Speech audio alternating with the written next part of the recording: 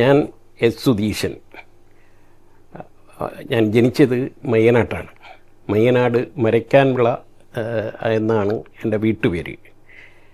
മരയ്ക്കാൻവിള എന്ന വീട്ടുപേര് വരാൻ കാര്യം, ഈ മരയ്ക്കാൻ അപ്പാപ്പൻ എന്ന് ഞങ്ങൾ വിളിക്കുന്ന ആളിൻ്റെ കയ്യിൽ നിന്ന് എൻ്റെ അച്ഛൻ ആ പ്ലോട്ട് വാങ്ങിച്ചതുകൊണ്ടാണ് മരയ്ക്കാൻവിളയായത്.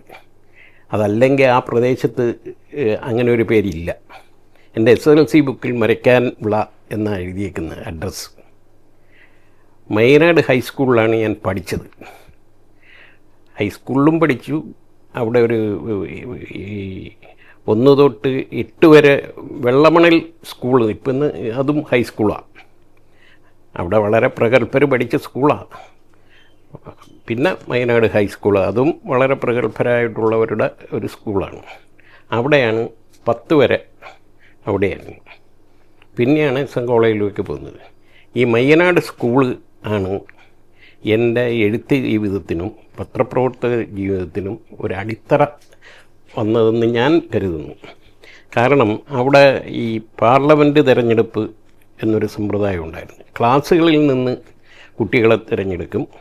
അവർ കൂടി പിന്നെ പ്രതിപക്ഷവും ഭരണപക്ഷവും ഇല്ല. ഇതിന് ഭരണപക്ഷത്തിന് ടീച്ചേഴ്സുണ്ട്, പ്രതിപക്ഷത്തിനും ടീച്ചേഴ്സ് സഹായിക്കാനുണ്ട്.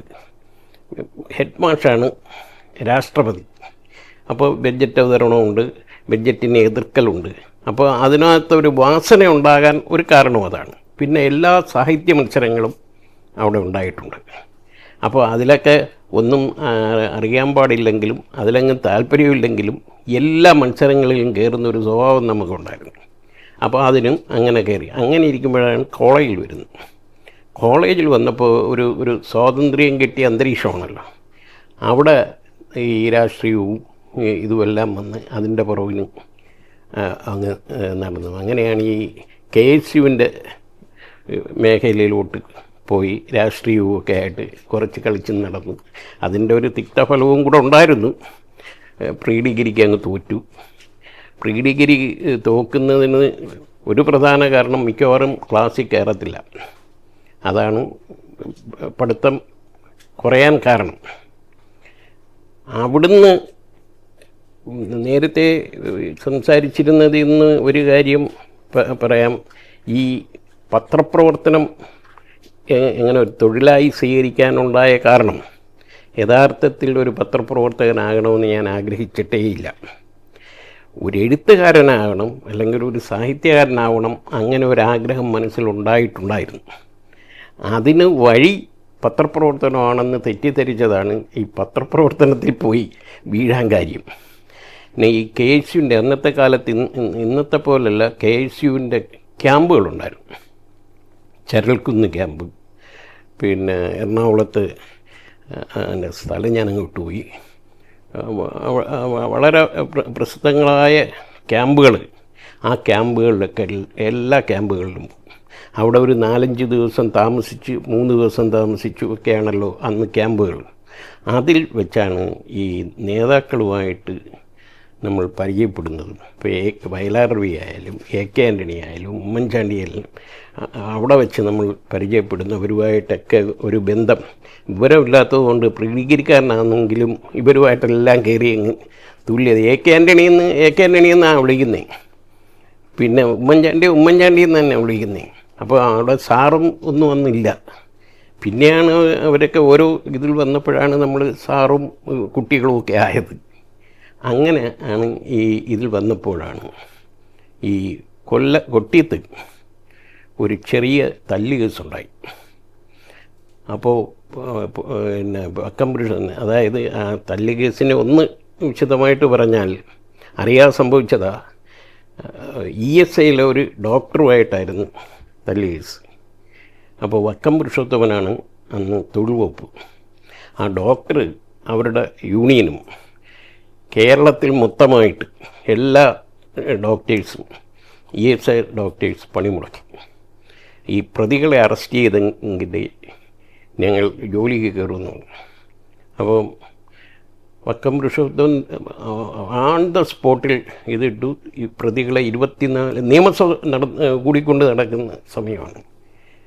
24 മണിക്കൂറിനകം പ്രതികളെ അറസ്റ്റ് ചെയ്യും എന്ന് നിയമസഭയിൽ പറഞ്ഞു. കരുണാകരനാണ് മുഖ്യമന്ത്രി. അപ്പോൾ വീട്ടിൽ നിൽക്കാൻ പറ്റാത്തൊരു സ്ഥിതി വന്നു. രാത്രി ഒരു 12 മണിയാകുമ്പം പോലീസ് വരും. പിന്നെ അപ്പോൾ നമ്മൾ അതിൻ്റെ പ്രതികളൊന്നും Shanavas Khan, advocate Shanavas, KPCC executive, നേരത്തെ KPCC സെക്രട്ടറിയൊക്കെ ആയിരുന്ന ഷാനവാസ് ഖാൻ, അദ്ദേഹത്തിൻ്റെ അനിയൻ, ഞാൻ, 3 പേരാ പ്രതികൾ. വളരെ യാദർച്ഛികമായിട്ട് ഒരു തല്ല് ഉണ്ടാക്കണമെന്നുള്ള ഉദ്ദേശത്തിലൊന്നും പോയല്ല, യാദർച്ഛികമായിട്ടുണ്ടായ ഒരു സംഭവത്തിലാണ്. അങ്ങനെ ഇവിടെ അപ്പോൾ എൻ്റെ കുടുംബം എന്ന് പറയുന്ന അച്ഛൻ ഇത് ഇങ്ങനെയുള്ള കാര്യങ്ങളിലൊക്കെ വളരെ ഭയന്ന് നിൽക്കുന്ന, അപ്പം നമ്മളിവിടെ നിന്ന് വഴിതെറ്റി പോവും എന്നൊരു പേടി കൊണ്ട് എന്നെ പഠിക്കാനായിട്ട്, ഡിഗ്രി കഴിഞ്ഞിട്ട് പഠിക്കാനായിട്ട് വിട്ടതാണ് എറണാകുളത്ത്. അങ്ങനെ അവിടെ ചെന്ന് പഠിത്തം ഒക്കെ തുടങ്ങി ഇങ്ങനെ വന്നപ്പോഴാണ് ഈ വീക്ഷണം തുടങ്ങുന്നത്. അപ്പോൾ അതിന് മുമ്പൊരു സംഭവമുണ്ട്. കേരളത്തിൽ എഴുതി തുടങ്ങുന്നവർക്കൊരു പങ്ക്തി ഉണ്ടായിരുന്നു. അപ്പോൾ ഈ പിന്നെ ചെറിയ കഥകളൊക്കെ എഴുതുമായിരുന്നു. അത് കേരളത്തിൽ ജയചന്ദ്രൻ സാറിന് അയച്ചു കൊടുക്കും. ആദ്യം അയച്ചു കൊടുക്കുന്ന ഇത് കഥ നേരെ ഡൽഹിയിലേക്കാണ്. ഡൽഹിയിലെന്ന് പറഞ്ഞാൽ എൻ രഘുനാഥൻ എന്ന് പറഞ്ഞൊരു ഡൽഹിയിലെ ബ്യൂറോ ചീഫായിരുന്നു. അദ്ദേഹം കുട്ടിയത്തുകാരനാണ്, ഞങ്ങളെ വീട്ടിൻ്റെ അടുത്തുള്ളതാണ്. അപ്പോൾ അദ്ദേഹത്തിന് ഒരു കഥ എടുത്ത് അദ്ദേഹത്തിന് അയച്ചു കൊടുത്ത്, അദ്ദേഹം അത് ജയചന്ദ്രൻ സാറിന് അയച്ചു കൊടുത്ത് അടുത്ത ഞായറാഴ്ച കഥ അടിച്ചിങ്ങ് വന്നു. അപ്പോൾ ഭയങ്കര ഒരു ആഹ്ലാദം, നാട്ടിലൊരു ഇത്. അന്ന് കേരളമതി എന്ന് പറഞ്ഞാൽ അവിടെ എല്ലാം കേരളമതിയാണ്, വയനാട് മൊത്തം അന്ന് കേരളമതിയാണ്, മനോരമയൊക്കെ വളരെ കുറവേ ഉള്ളൂ. അപ്പോൾ അവിടെ എല്ലാ വീടുകളിലും ഇപ്പം ഞാൻ ഏതാണ്ട് ഒരു വലിയ സാഹിത്യകാരൻ്റെ മട്ടിലാണ് നടത്താം. അപ്പോൾ അങ്ങനെ 2-3 കഥകൾ. അപ്പോൾ ഞാനിത് ഒരിക്കുന്നത് അന്ന് ഇന്നത്തെ വളരെ പ്രസിദ്ധരായ ഗ്രേസി ഒക്കെ അന്ന് ഈ പിന്നെ എഴുതി തുടങ്ങുന്നവർക്കുള്ള ബി സുനന്ദ, വായ്പുറ രാധാകൃഷ്ണൻ, അവരൊക്കെ അന്ന് സനൽ ഡമർഗ്, അവരൊക്കെ അന്ന് ആ എഴുതി തുടങ്ങുന്നവർക്കുള്ള പങ്ക്തിയിലുണ്ട്. മയ്യനാട് ഷാവുദ്ദീൻ എന്ന് പറഞ്ഞൊരു നമ്മുടെ ഒരു അടുത്ത സുഹൃത്തുണ്ട്. ഞാൻ ഒരു കഥ അയച്ച് വരുമ്പോൾ അദ്ദേഹം അടുത്ത കഥ അയക്കും. കാശില്ല, ഇതിങ്ങനെ ഇത് വന്നുകൊണ്ടിരുന്നു. അപ്പം നമ്മൾ വളരെ എഴുത്തുകാരനായിട്ടൊന്ന് അറിയപ്പെടുന്ന കണക്കായി. അപ്പോൾ ആ കഥകൾ ഈ വീക്ഷണം തുടങ്ങുന്നു എന്ന് കഴിഞ്ഞ് ഇത് ചെയ്തപ്പോൾ ഞാൻ ഈ കഥകൾ ഒരു 3-4 കഥകൾ എടുത്ത് AK ആൻ്റണിക്ക് അയച്ചു കൊടുത്തു. എന്നിട്ട് പറഞ്ഞ് എനിക്ക് ഈ വീക്ഷണത്തിൽ പിന്നെ ജോലി തരണം, പത്രപ്രവർത്തകനായിട്ട് ജോലി ചെയ്യണം, അപ്പോൾ എന്നെ അവിടെ എടുക്കാൻ പറയണമെന്ന് പറഞ്ഞു. ഒരു കത്തയച്ചു. സാധാരണ പുള്ളി ഒരു ശുപാർശ ചെയ്യുന്ന ആളല്ല. അപ്പോൾ എനിക്കൊരു മറുപടി വന്ന് ഒരു കാർഡിൽ, ഞാനത് സൂക്ഷിച്ചു വെച്ചിട്ടുണ്ട്, വായിക്കാൻ വളരെ പാട് ഇവിടുന്ന് കണക്ക് കിറുകിറ അയക്കാൻ. അതിനകത്ത് എഴുതിയിരുന്ന വളരെ കഷ്ടപ്പെട്ട് വായിച്ചത് CP ശ്രീധരനെ പോയി കാണുക, ഇത്രയേ ഉള്ളൂ. അപ്പോൾ എനിക്ക് CP ശ്രീധരനെ അറിഞ്ഞുകൂടാ. എനിക്കറിയാം, പക്ഷെ എന്നെ അറിഞ്ഞുകൂടാ. എനിക്കറിയാവുന്നത് ഈ പിന്നെ നമ്മുടെ ചരൽക്കുന്ന് ക്യാമ്പിൽ പുള്ളി ക്ലാസ് എടുക്കുന്നത് നമ്മൾ കേട്ടിട്ടുണ്ട്. അപ്പോൾ ആ നിപ്പും അതൊക്കെ എന്നെ പ്രത്യേക ഒന്ന് ആകർഷിച്ചതാണ്, അദ്ദേഹത്തിൻ്റെ സംസാരം. അപ്പോൾ ഞാൻ എന്തോ ചെയ്യും എന്ന് ആലോചിച്ച് ഇന്നിപ്പോൾ ഞങ്ങളുടെ അന്നത്തെ അവിടുത്തെ ഒരു നേതാവ് PAC സാർ, DCC പ്രസിഡൻ്റൊക്കെ ആയിരുന്ന PAC. അപ്പോൾ അദ്ദേഹം പിന്നെ കൺസ്യൂമർ ഫെഡിൻ്റെ ചെയർമാൻ കൂടിയായിരുന്നു. അപ്പോൾ ഇടയ്ക്കിടയ്ക്ക് എറണാകുളത്ത് വരും. അദ്ദേഹം വന്നപ്പോൾ ഞാൻ പറഞ്ഞു, ഇങ്ങനെ AK ഒരു കത്ത് തന്നിട്ടുണ്ട്, ഈ CP ശ്രീധരനെ പോയി കാണുക, എനിക്കിങ്ങനെ വീക്ഷണത്തിലൊന്ന് കയറിയാൽ കൊള്ളാമെന്നുണ്ട്. അപ്പോൾ പുള്ളി പറഞ്ഞ്, എനിക്ക് CP ശ്രീധരനെ അറിഞ്ഞുകൂടാ, പക്ഷേ എനിക്ക് KP നൂറുദ്ദീനെ അറിയാം, പുള്ളിയാണ് അതിൻ്റെ MD, നമുക്ക് അദ്ദേഹത്തെ പോയി കാണാമെന്ന് പറഞ്ഞു. അങ്ങനെ ഞങ്ങൾ 2 പേരും കൂടെ വീക്ഷണ ഓഫീസിൽ പോകുന്നു. വീക്ഷണ ഓഫീസിൽ ചെന്ന് നമ്മൾ ഇരുന്നപ്പോൾ ഞാൻ ഈ മലയാള രാജ്യം ഇതിൽ കയറിയിട്ടുണ്ട്, ഇങ്ങനെ കണ്ടിട്ടുണ്ട്. ഒരു പത്ര ഓഫീസ് എന്നുള്ള ഇതിൽ മലയാള രാജ്യം നമ്മൾ കണ്ടിട്ടുള്ളൂ. കേരളം ഇതിൽ അകത്തോട്ട് കയറിയിട്ടില്ല, പുറത്ത് നിന്ന് കണ്ടിട്ടുണ്ട്. അത്രയും ഈ പത്രവുമായിട്ട് നമുക്ക് ബന്ധമുള്ളു. പിന്നെ നമ്മളെ PK തമ്പി അവർ എഴുത്തെല്ലാം നമ്മൾ പ്രസ്താവന KSUവിൻ്റെ പ്രസ്താവന കൊണ്ട് കൊടുത്തൊരു പരിചയമുണ്ട്. അതല്ലാതെ പത്ര ഓഫീസുമായിട്ട് എനിക്കൊരു ബന്ധവുമില്ല. അവിടെ ഇരുന്നപ്പോൾ KP നൂറുദ്ദീൻ പറഞ്ഞു, CP ശ്രീധരനാണ് ഇതെല്ലാം, അദ്ദേഹത്തെ അങ്ങ് ഏൽപ്പിച്ചിരിക്കുകയാണ്. ഞങ്ങൾ ആ എഡിറ്റോറിയൽ സൈഡിൽ ഞങ്ങൾ ബന്ധപ്പെടാറേയില്ല. അദ്ദേഹം പരസ്യം കൊടുത്തു, ആളിൻ്റെ അപേക്ഷ സ്വീകരിച്ച് ഇൻ്റർവ്യൂ നടത്തി ആളിനെ എടുത്തു വച്ചിരിക്കുകയാണ്. 6 പേർക്ക് ഇരിക്കാനുള്ളൊരു ഡെസ്കിലാണ് അവരിയ്ക്കുന്നത്. അതിനകത്ത് നമുക്ക് ഇടപെടാൻ പറ്റത്തില്ല. അങ്ങനെയാണ് അദ്ദേഹവുമായിട്ടുള്ള കരാറ്. ഈ എഡിറ്റോറിയൽ കാര്യങ്ങളിൽ ഞങ്ങൾ ഇടപെടത്തില്ല എന്ന് പറഞ്ഞിട്ടുണ്ട്. അപ്പം നമ്മുടെ ഈ അസീസ് സാഹിബ് ഉടനെ പറഞ്ഞു, 6 പേർക്ക് ഇരിക്കാവുന്ന ഒരു സ്ഥലമല്ലേ, അതിനകത്ത് ഞെരുങ്ങിയാലും ഒരാൾക്കും കൂടെ ഇരിക്കാം, അത് നിങ്ങളിപ്പോൾ ശമ്പളമൊന്നും കൊടുക്കണ്ട. അതങ്ങ് അദ്ദേഹം ഇവിടെ പഠിക്കാൻ വന്നതാണ്, ഇതിന് വന്നതല്ല, അദ്ദേഹം അങ്ങ് പൊക്കോളും, നിങ്ങളിപ്പം ശമ്പളമൊന്നും കൊടുക്കണ്ട, എന്തായാലും ഇവിടെ ഇരുത്തണം. ഇദ്ദേഹം നമുക്ക് ഇവിടെ നമ്മുടെ നിയോജകമുണ്ട്, 20 രൂപ നമ്മുടെ നിയോജകമുണ്ടല്ലോ, അവിടെ ഞങ്ങൾക്ക് ഒഴിച്ചുകൂടാനാവാത്ത ഒരാളാണ്, അവിടെ നിൽക്കാൻ നിവൃത്തിയില്ലാത്തതുകൊണ്ടാണ് കൊച്ചി വന്നത് എന്നൊക്കെ പറഞ്ഞ് പുള്ളി അവർ തങ്ങളൊരു നല്ല അടുപ്പവുമുണ്ട്. അതിൻ്റെ ബലത്തിൽ ഈ എന്നെ കൂടെ വിളിച്ച് ഈ നൂറുദ്ദീൻ സാഹിബ് CP സാറിൻ്റെ അടുത്ത് കൊണ്ട് ചെന്ന് അദ്ദേഹം നോക്കിയിട്ട് അപ്പം എടുത്ത വയലെ KP നൂറുദ്ദീൻ പറഞ്ഞു, ഇതേ നമ്മുടെ പ്രസിഡൻറ്റ് അന്ന് ഇന്നും അങ്ങനെ തന്നെ AK ആൻ്റണി പ്രസിഡൻറ്റ് എന്നാണല്ലോ വിളിക്കുന്നത്, പ്രസിഡൻറ്റിൻ്റെ ഒരു ശുപാർശയാണ്. അപ്പോൾ പുള്ളി ചോദിച്ചു, പ്രസിഡൻറ്റിൻ്റെ ശുപാർശയോ? അല്ല, പുള്ളിയുടെ ശുപാർശയാണ്, പുള്ളി കത്തും കൊടുത്തു വിട്ടിട്ടുണ്ട്. അപ്പം ഈ പിന്നെ CPക്ക് എന്നെ തിരസ്കരിക്കാൻ വയ്യ എന്നൊരു മട്ടായി. അപ്പോൾ എൻ്റെ അടുത്ത് പറഞ്ഞ് നാളെ വാ. അങ്ങനെയാണ് ഞാൻ വീക്ഷണത്തിൽ ചെന്ന് കയറിയെന്ന് ഞാൻ എഴുതുന്ന ഏതാണ്ടൊക്കെ ഈ പിന്നെ ടേക്കുകളുണ്ടല്ലോ, UNAയും PTയുടെ, ഇതൊക്കെ ജീവിതത്തിൽ ആദ്യമായിട്ട് കാണുക. ഓരോ ടേക്ക് തന്നിട്ട് ട്രാൻസ്ലേറ്റ് ചെയ്യാൻ പറയുമ്പോൾ നമ്മൾ ഇത് എന്തുവാണെന്ന് പോലും അറിയാൻ വയ്യാതെ ഞാൻ എഴുതുന്നതൊക്കെ പൊട്ടത്തെറ്റും അക്ഷരത്തെറ്റും. അതാണ് പുള്ളിയെ ഏറ്റവും കൂടുതൽ പത്രപ്രവർത്തനത്തിന് വന്നിട്ട് അക്ഷരത്തിട്ടം പോലും ഇല്ലല്ലോ എന്നെൻ്റെ അടുത്ത് CP തന്നെ പറഞ്ഞിട്ടുണ്ട്. അപ്പോൾ എന്നെ ഈ നേരത്തെ പറഞ്ഞ കണക്ക് 6 പേര്, അന്നത്തെ 6 പേരെന്ന് പറഞ്ഞാൽ V Madhusoodanan Nair, UK Kumaran, TV വേലായുധനറിയാമോ, TV Velayudhan, പിന്നെ MA റഹ്മാൻ, പിന്നെ മറ്റവരൊക്കെ വന്നത് ബാലേന്ദ്രൻ ചുള്ളിക്കാടും KS രാധാകൃഷ്ണനും ഒക്കെ പിന്നെയാണ് വന്നത്. അങ്ങനെയുള്ളൊരു കരൂർ ശശിയാണ് ഡെസ്ക് ചീഫ്. അപ്പോൾ ഈ ടേക്കുകളെല്ലാം കൊണ്ടിച്ചെന്ന് കൊടുക്കുന്നത് അദ്ദേഹത്തിൻ്റെ കയ്യിലാണ്. അത് നമ്മൾ എഴുതി അദ്ദേഹത്തിൻ്റെ കയ്യിലാണ് കൊടുക്കണ്ടേ. അദ്ദേഹം ഇത് കിട്ടി തെറ്റാണെങ്കിൽ നേരെ അദ്ദേഹം അതും കൊണ്ടങ്ങ് CP എടുത്ത് പോവുക. അന്നേരം CP എന്നെ വിളിക്കും, ഇതെന്തുവാണ് എഴുതി വെച്ചേക്കുന്നത് എന്നൊക്കെ ചോദിക്കും. ഈ എന്താണ് അർത്ഥം പിന്നെ ട്രാൻസ്ലേറ്റ് ചെയ്യേണ്ട അതിൻ്റെ തലതിരിച്ചാണ് ഞാൻ ചെയ്തു വെച്ചേക്കുന്നത്. അപ്പം ഞാൻ പറഞ്ഞു അതൊക്കെ 2 ദിവസം കൊണ്ട് ശരിയാവും സാറ് എന്നൊക്കെ പറഞ്ഞ് ഞാൻ പുള്ളിയെ ഒന്ന് ഇത് ഈ ഡെസ്കിലിരിക്കുമ്പോൾ ഓരോരുത്തർക്ക് ജോലി അസൈൻ ചെയ്ത് കൊടുക്കും. അപ്പോൾ എല്ലാവർക്കും കൊടുക്കുമ്പോൾ എനിക്ക് തരത്തില്ല. എന്നുവെച്ചാൽ എനിക്ക് സ്വതന്ത്രമായി ഇതൊന്നും ചെയ്യാനുള്ള ഒരു കപ്പാസിറ്റി ആയില്ല എന്നാണ് സാറ് പറയുന്നത്. ഞാനൊട്ട് ചോദിക്കാനും പോയില്ല. പക്ഷേ അവിടെ ചില ജോലികൾ ചെയ്യാൻ ആളില്ലാതുണ്ടായിരുന്നു. ഒന്ന് ഫുട്ബോൾ, അവിടെ ആർക്കും അറിയത്തില്ല. ക്രിക്കറ്റ് എല്ലാവർക്കും എന്നല്ല, റഹ്മാൻ ക്രിക്കറ്റിൻ്റെ ഒരു ആശാന്, സച്ചിൻ തെണ്ടുൽക്കർ ഒന്ന്, എനിക്ക് ആ പേരൊക്കെ ഞാൻ അവിടെ ചെന്നിട്ടാണ് കേൾക്കുന്നത്. ക്രിക്കറ്റിനെ കുറിച്ച് ഒരു പിടുത്തവുമില്ല. അത് കഴിഞ്ഞ് ഈ സ്പോർട്സിൻ്റെ ഇതിൽ ഫുട്ബോൾ വന്നപ്പം പിന്നെ ഇത് എറണാകുളം മഹാരാജ് കോളേജിൽ ഫുട്ബോൾ മാച്ച് വന്നപ്പോൾ അത് കവർ ചെയ്യാൻ അവിടെ ആളില്ല.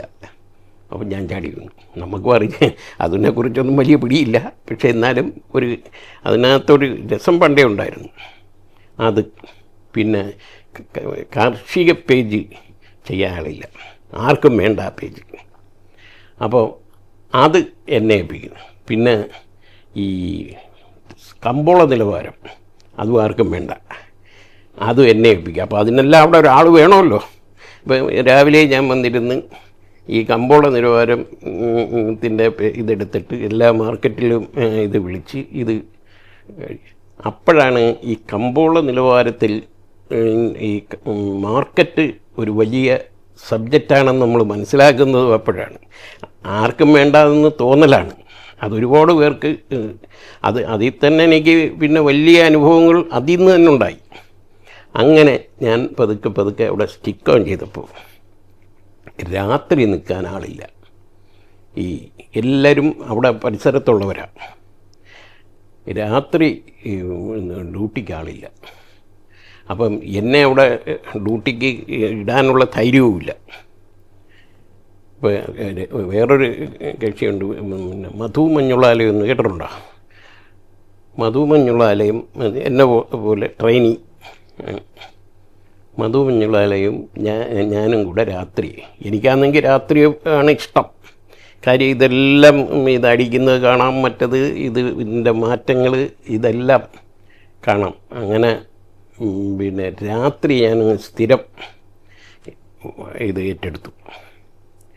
അന്നാണ് കുറച്ച് ദിവസം കഴിഞ്ഞപ്പോഴാണ് MT വാസുദേവൻ നായർ പിന്നെ അസുഖം കൂടി ഓർമ്മ ഇല്ലാതെ കിടക്കുന്നൊരവസ്ഥയുണ്ടായി. അങ്ങനെ കുറേ ദിവസം ഭയങ്കരമായിട്ട്.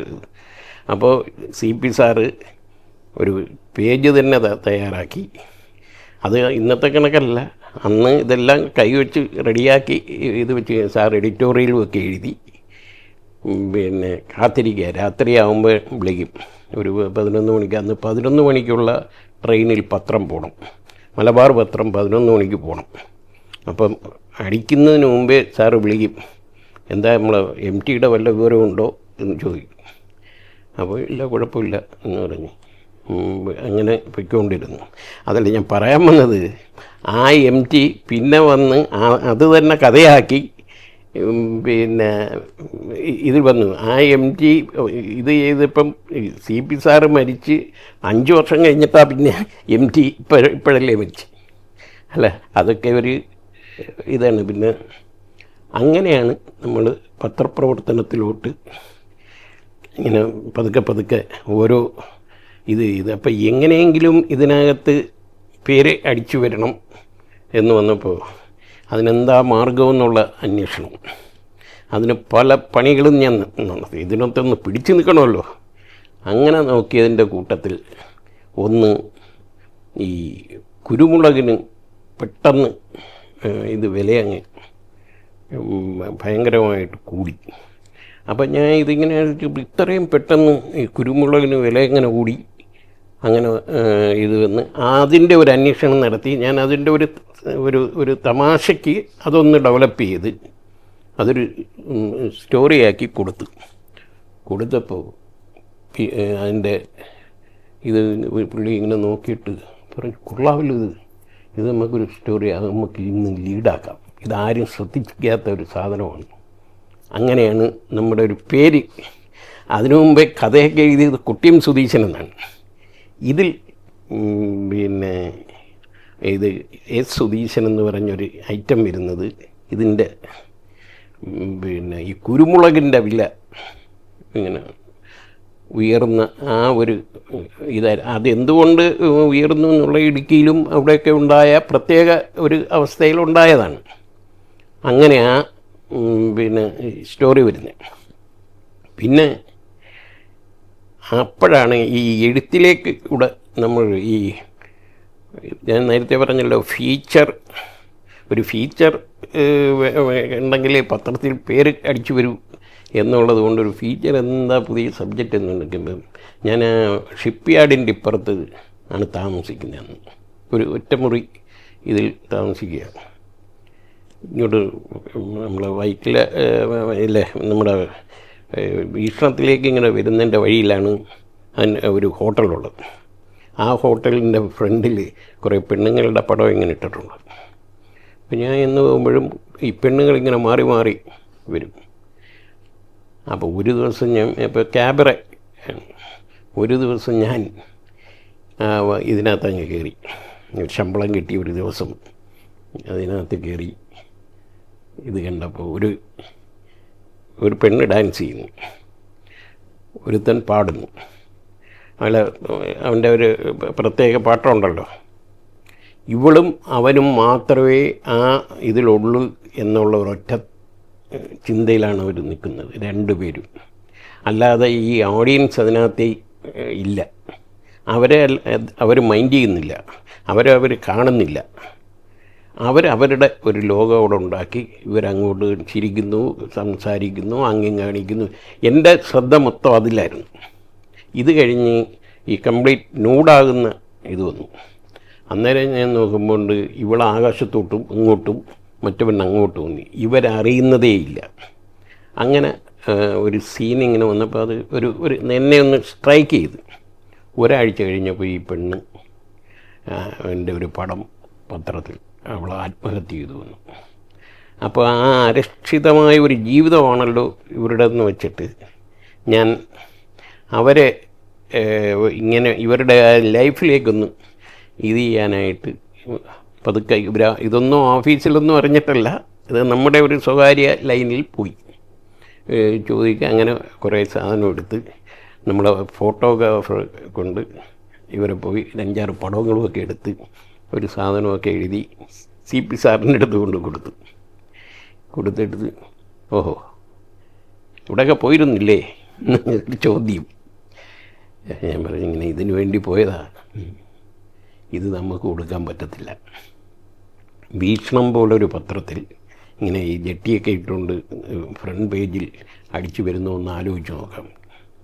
അതുകൊണ്ട് ഇത് വല്ലതും അന്നും ഈ മംഗളവും അങ്ങനെയുള്ള കോട്ടയം പ്രസിദ്ധീകരണത്തിനൊക്കെ നിൽക്കുന്ന അതിനെങ്ങാനും കൊടുത്താൽ അവർക്ക് ചിലപ്പോൾ പറ്റിയേക്കും. നമുക്കിത് പറ്റത്തില്ല, കൊടുക്കാൻ പറ്റത്തില്ലെന്ന്. എനിക്കതൊരു ഭയങ്കര ഇൻസൾട്ടായിട്ട് തോന്നി. അതാണ് ഞാൻ ഈ കാളിപുരത്തെ വേഷങ്ങൾ എന്ന സിനിമയുടെ എന്ന നോവലിൻ്റെ ഇത് വൃത്തമാക്കി എടുത്തുകൊണ്ട് ഒരു നോവലങ്ങ് കാച്ചി. അതിനും ഒരു കൊച്ചൊരു ഉണ്ട്. ഒരു ദിവസം ഇതിനിടയ്ക്ക് ഒരു 6 മാസം ഞാൻ കോട്ടയത്ത് രാമേന്ദ്രൻ കുന്നപ്പള്ളി പിന്നെ LLBക്ക് പോയപ്പോൾ ആരും പോകാനില്ല കോട്ടയത്ത് എന്നെ. അപ്പം നമ്മൾ അവിടെ നിന്ന് ചാടണമെന്നും പറഞ്ഞ് നിൽക്കുകയാണ്. ഞാൻ കോട്ടയത്ത് പോയി. അവിടെ വെച്ചാണ് ഈ റോയ് സാറിനെ KM റോയിയെ പരിചയപ്പെടുന്നു. വൈകുന്നേരത്ത് അവരുടെ ഇതിലൊക്കെ പങ്കെടുക്കുന്നു. അപ്പോൾ റോയ് സാർ എൻ്റെ അടുത്ത് പറഞ്ഞ്, എടോ തനിക്ക് എഴുതാൻ കഴിവുണ്ടോ? നല്ല നോവലൊന്നും കിട്ടുന്നില്ല, ഞങ്ങൾക്ക് ആണെങ്കിൽ ഒരു 7-8 നോവൽ വേണം, നല്ല കാശ് കിട്ടും. അപ്പം ഞാൻ നമ്മുടെ കടപ്പാക്കടയിലെ വീട് ഇത് പണിഞ്ഞുകൊണ്ടിരിക്കുക, താൻ ഒരു നോവൽ എഴുതാൻ ശ്രമിച്ചു നോക്ക്, ചിലപ്പോൾ പറ്റിയേക്കും. അപ്പോൾ ഞാൻ ഇല്ല, താത്ത് വെച്ച നമ്മളെ ക്യാബറ നർത്തകികളുടെ ഫീച്ചർ പതുക്കെ ഒരു നോവലാക്കാൻ, അങ്ങനെ അത് നോവലാക്കിയതാണ് ഈ കാളിപുരത്തെ വേഷങ്ങൾ. അപ്പോൾ ഈ കുങ്കുമത്തിൻ്റെ പരസ്യം വരുന്നു, ഇങ്ങനെ ഒരു നോവൽ മത്സരം നടത്തുന്നു. അപ്പോൾ എല്ലാ വർഷവും അവർ നടത്തിക്കൊണ്ടിരിക്കുന്നതാണ്. അപ്പോൾ അതിന് ഇത് കിട്ടിപ്പോയി നമ്മുടെ പ്രസ് ക്ലബ്ബിലെ രാധാകൃഷ്ണൻ്റെ അടുത്ത് ഇതങ്ങ് അവിടെ കൊണ്ടുപോയി കൊടുക്കാൻ പറഞ്ഞ് അങ്ങനെ കൊടുക്കുകയായിരുന്നു. അതാണ് ഇത് കഥയിലേക്ക് വരാൻ. നേരത്തെ ഈ കഥകൾ എഴുതി തുടങ്ങുന്നവർക്കുള്ള പങ്ക്തികളൊക്കെ കൊടുത്ത് പത്രത്തിലോട്ട് വന്നിട്ട് എഴുത്തൊക്കെ നിന്ന് കിടന്നതാണ്. ഇങ്ങനെ വന്ന് അതങ്ങ് ക്ലിക്കായി. അങ്ങനെയാണ് കുങ്കുമം നോവൽ അവാർഡ് കിട്ടുന്നത്. എല്ലാവർക്കും വലിയ ഞെട്ടലായിരുന്നു. ഒന്ന്, ഞാൻ അങ്ങനെ ഒന്ന് എഴുതിക്കളയും എന്നാരും പ്രതീക്ഷിച്ചില്ല, ഇവിടെയും പ്രതീക്ഷിച്ചില്ല, അവിടെയും ആരും പ്രതീക്ഷിച്ചില്ല. അങ്ങനെ ഒരു ഞെട്ടൽ ആ പത്രസമ്മേളനം. അപ്പോഴത്തേക്ക് ഞാൻ കൊല്ലത്ത് വന്നു. കൊല്ലത്ത് ശൂരനാട് രാജശേഖരനായിരുന്നു കൊല്ലത്തെ ലേഖകൻ.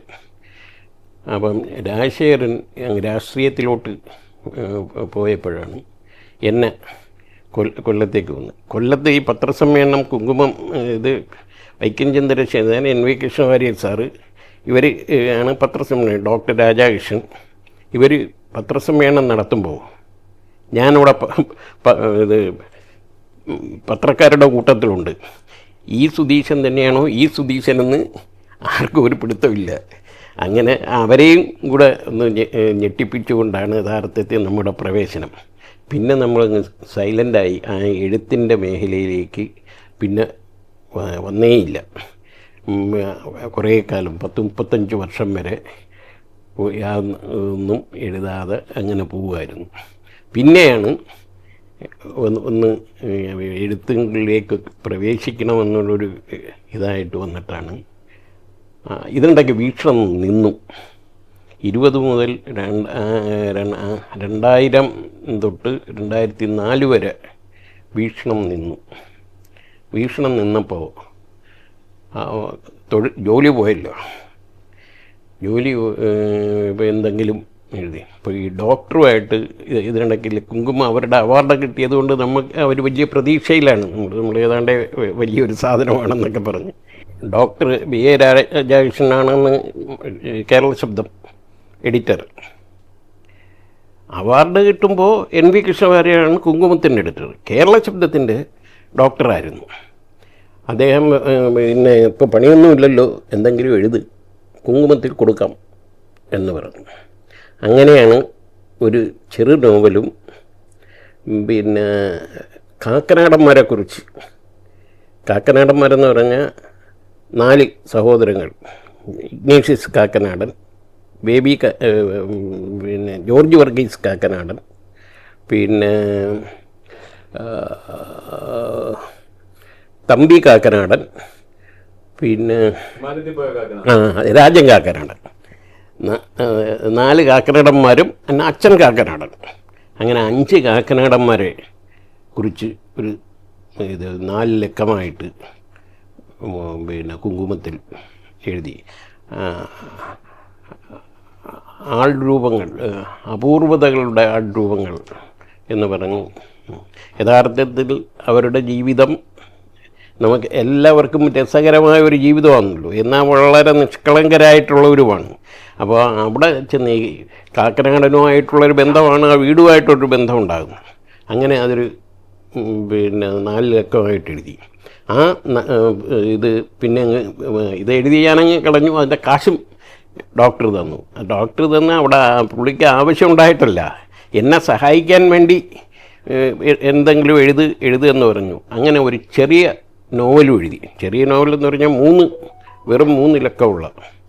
അതിന് പുള്ളി പ്രതിഫലം തന്നു. ആ പ്രതിഫലം തന്നപ്പോൾ രാജാകൃഷ്ണൻ്റെ അവിടെ ഓഫീസിലുള്ള രാമകൃഷ്ണൻ സാറെന്ന് പറയുന്നത് തമിഴ് ഉള്ള പുള്ളിയാണ് കുങ്കുമത്തിൻ്റെ കഥകളൊക്കെ നോക്കുന്നത്. പുള്ളി പറഞ്ഞ് ഇഷ്ടംപോലെ നോവൽ ഇവിടെ ഇരിപ്പുണ്ട്, പിന്നെ ഇത് മേടിച്ചതെന്ന് പറഞ്ഞാൽ നിങ്ങളെ സഹായിക്കാൻ വേണ്ടി ഡോക്ടർ ചെയ്തതാണ്. അതൊക്കെ ആ മനുഷ്യത്വത്തിൻ്റെ പ്രശ്നങ്ങളാണ്.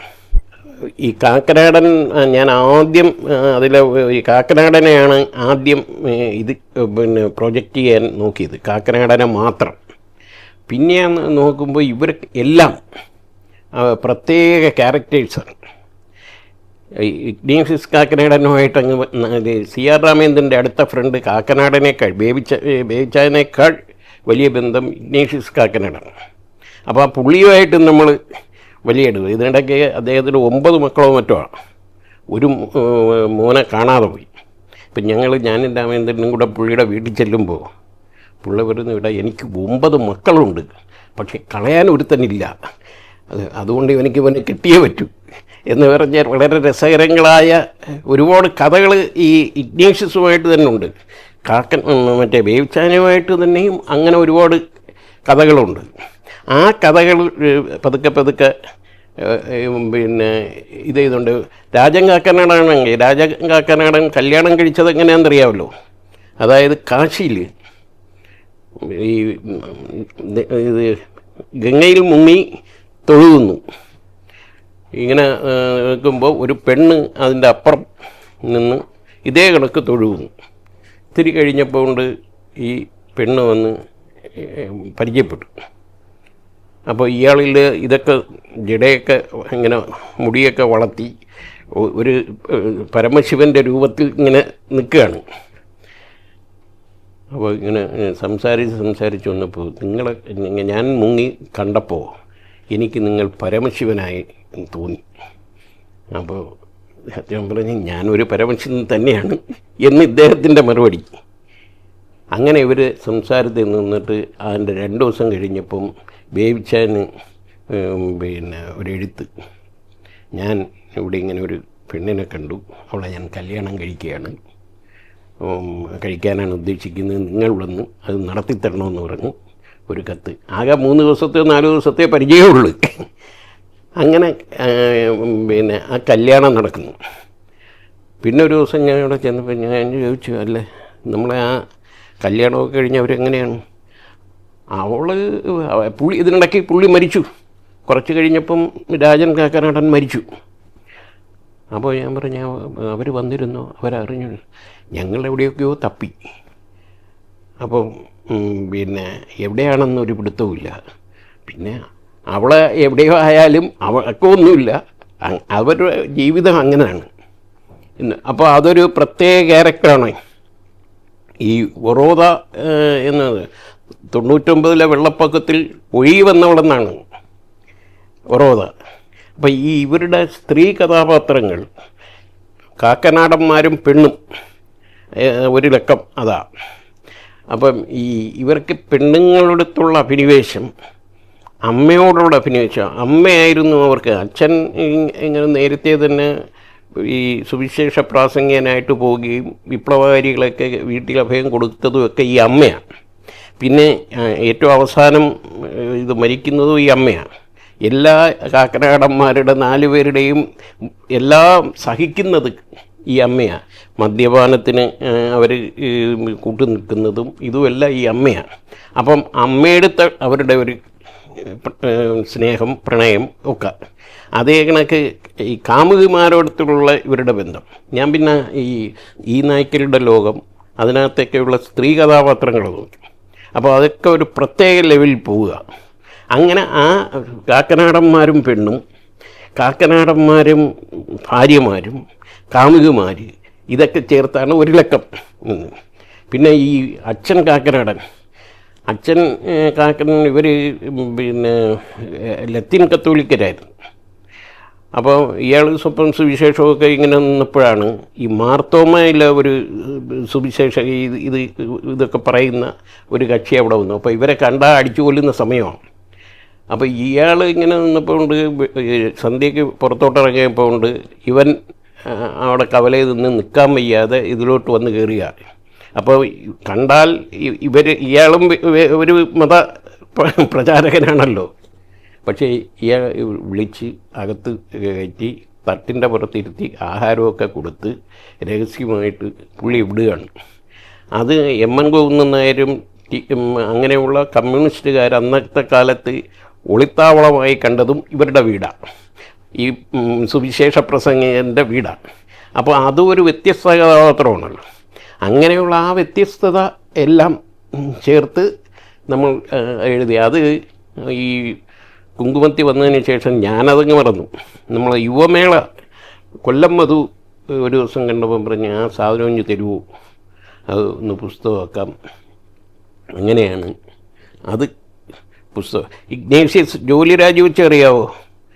പുള്ളി റഷ്യൻ എംബസിയിലായിരുന്നു, മദ്രാസിൽ.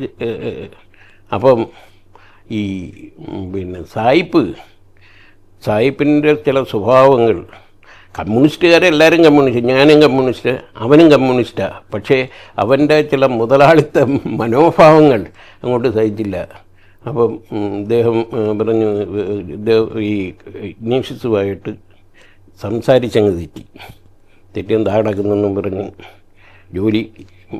അപ്പം അതിൻ്റെ രഹസ്യം പറഞ്ഞാൽ ഇച്ചിരി കാശ് ഒരുമിച്ച് കിട്ടും, അത് മേടിച്ചുകൊണ്ടിങ്ങ് പോരുന്നു. അങ്ങനെയാണ് അവർ അതിനൊക്കെ. ഒരു ജോലിയിലും ഇവർ പിന്നെ ഉറച്ചു നിന്നിട്ടില്ല. ഈ കാക്കനാടൻ തന്നെ, ബേബിച്ചായൻ തന്നെ റെയിൽവേയിൽ ജോലി ചെയ്തു. പിന്നെ തേനീച്ച ഇതിൽ തമിഴ്നാട്ടിൽ പോയി തേനീച്ച ഉണ്ടാക്കുന്ന ഇതിൽ ജോലി ചെയ്തു. അങ്ങനെ പലയിടത്തും ജോലി ചെയ്തു. ഡൽഹി താമസിച്ചിരുന്നു. ജർമ്മനി പോയി, ജർമ്മൻ ഭാഷ പഠിക്കാനും അവിടെ ജോലി ചെയ്യാനും പോയി. അത് ഉപേക്ഷിച്ചു.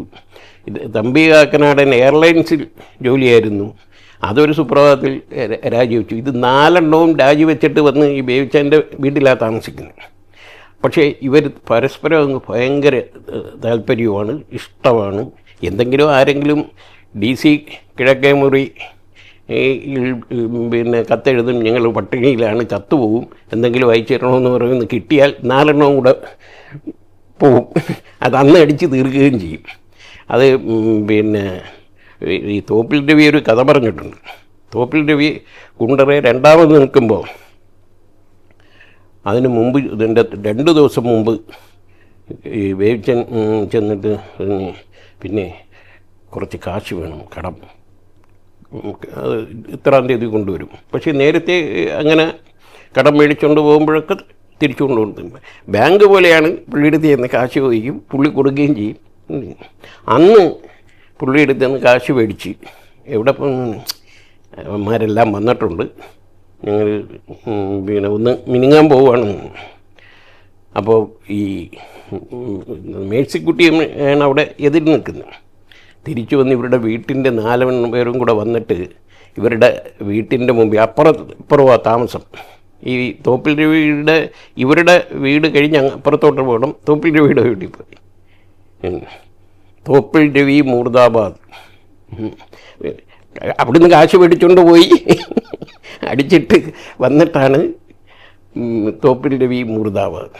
തോറ്റുപോട്ടെ തോറ്റുപോട്ടെ, തോപ്പിൽ രവി തോറ്റുപോട്ടെ. ഇവരുടെ വീട്ടിൻ്റെ മുമ്പിൽ വന്ന് നിന്ന് അമ്മയെ ചേച്ചി പറഞ്ഞ് ഇച്ചിരൂടെ കാശ് കൊടുത്തു വിട്. ആ തിരഞ്ഞെടുപ്പ് തോറ്റും പോയി. അപ്പോൾ ആ ട്രെൻഡ് തോറ്റുപോകുന്നുള്ളത് കൊണ്ടാണ് സത്യസന്ധമായിട്ട് പുള്ളിയുടെ മനസ്സിൽ വന്നതങ്ങ് പറഞ്ഞതാ. ഒന്നും മറച്ചു വെക്കാത്ത, ഒന്നും ഒളിച്ചു വെക്കാനില്ലാത്ത ഒരു ജീവിതമായിരുന്നു അവരുടേത്. അതുകൊണ്ടാണ് ഞാൻ അത് എഴുതിയത്. ടെലിവിഷൻ അടച്ചിരുന്നപ്പോൾ വർത്തമാനത്തിൽ പോയി. വർത്തമാനത്തിൽ പോകുന്നത് തന്നെ ഒരു കഥയാണ്. അത് പിന്നെ അപ്പോൾ വർത്തമാനം അങ്ങോട്ട് തുടങ്ങുന്നു. അപ്പോൾ എൻ്റെ അടുത്ത് പുത്തൂർ മുഹമ്മദ് അന്ന് കൊല്ലത്തുണ്ടായിരുന്നു. കൊല്ലം പ്രസ് ക്ലബിൻ്റെ പ്രസിഡൻറ്റും ഒക്കെ ആയിരുന്നു. ഇവിടെ ഈ പ്രസ് ഫൗണ്ടേഷനൊക്കെ ഉണ്ടാക്കുമ്പോൾ അതിനെതിരെ ഞങ്ങളെ കൂടെ നിന്ന കക്ഷിയാണ് പുത്തൂർ പ്രഭാകരൻ പുത്തൂരല്ല, പുത്തൂർ മുഹമ്മദ്. അപ്പോൾ എൻ്റെ അടുത്ത് പറഞ്ഞ്, അപ്പോൾ ഇതിനിടയ്ക്ക് ഈ ജോലിയില്ലാതെ എനിക്ക് വന്നപ്പോൾ അദ്ദേഹം പറഞ്ഞ് ഈ അദ്ദേഹം മനോരമയിലാണല്ലോ, മനോരമയിൽ ഈ സാഹിത്യ കലാ ഇത് പങ്ക്തി നമുക്ക് നോക്കാം, സുധീഷിനെ അവിടെ നമുക്ക് എടുക്കാം. അവരുടെ പെർമനൻറ്റ് സ്റ്റാഫല്ല, ഇതിന് മാത്രം ആഴ്ച ഒരു ദിവസം നമ്മൾ പുറത്ത് ഏതെങ്കിലും കലാപരിപാടികളുണ്ടെങ്കിൽ അത് മാത്രം കവർ ചെയ്താൽ മതി. അപ്പോൾ 2 ദിവസം കഴിഞ്ഞിട്ട് പറഞ്ഞ് അത് നടക്കത്തില്ല, എനിക്ക് വയസ്സ് കൂടുതലാണ്, അപ്പോൾ അവർക്ക് ചെറുപ്പക്കാർ പിള്ളേർ വേണം, മാനേജ്മെൻറ്റ് അങ്ങനെയാണ്. അങ്ങനെ ആ പരിപാടി നിന്ന് അപ്പോഴാണ് ഈ വർത്തമാനം തുടങ്ങുന്നത്. അപ്പോൾ എൻ്റെ അടുത്ത് പറഞ്ഞു വർത്തമാനത്തിനൊരു അപേക്ഷ. അപ്പോൾ അതിൻ്റെ ബോർഡിൽ അത് ഈ ജമായത്ത് ഇസ്ലാമിയുടെ പത്രമാണ്, മുജാഹിദ്, ജമായത്ത് ഇസ്ലാമിയല്ല മുജാഹിദിൻ്റെ പത്രമാണ്. അവിടെ NB മുഹമ്മദ്, സൂമാരഴിക്കൂടെ ചീഫ് എഡിറ്റർ. അപ്പോൾ പിന്നെ അവിടെ ഞാനൊരു അപേക്ഷ അയച്ചു. അപ്പോൾ ഈ പിന്നെ കുങ്കുമം അവാർഡ് അവിടെയാണ് ഏറ്റവും, കുങ്കുമം അവാർഡ് കിട്ടി ആളാണെന്ന് പറഞ്ഞപ്പോഴത്തേക്ക് അവർക്ക് പിന്നെ നമ്മളെ പേരിലൊരു സംശയമില്ല, എഴുതാനറിയാം എന്ന് അവർ തീർച്ചപ്പെടുത്തി.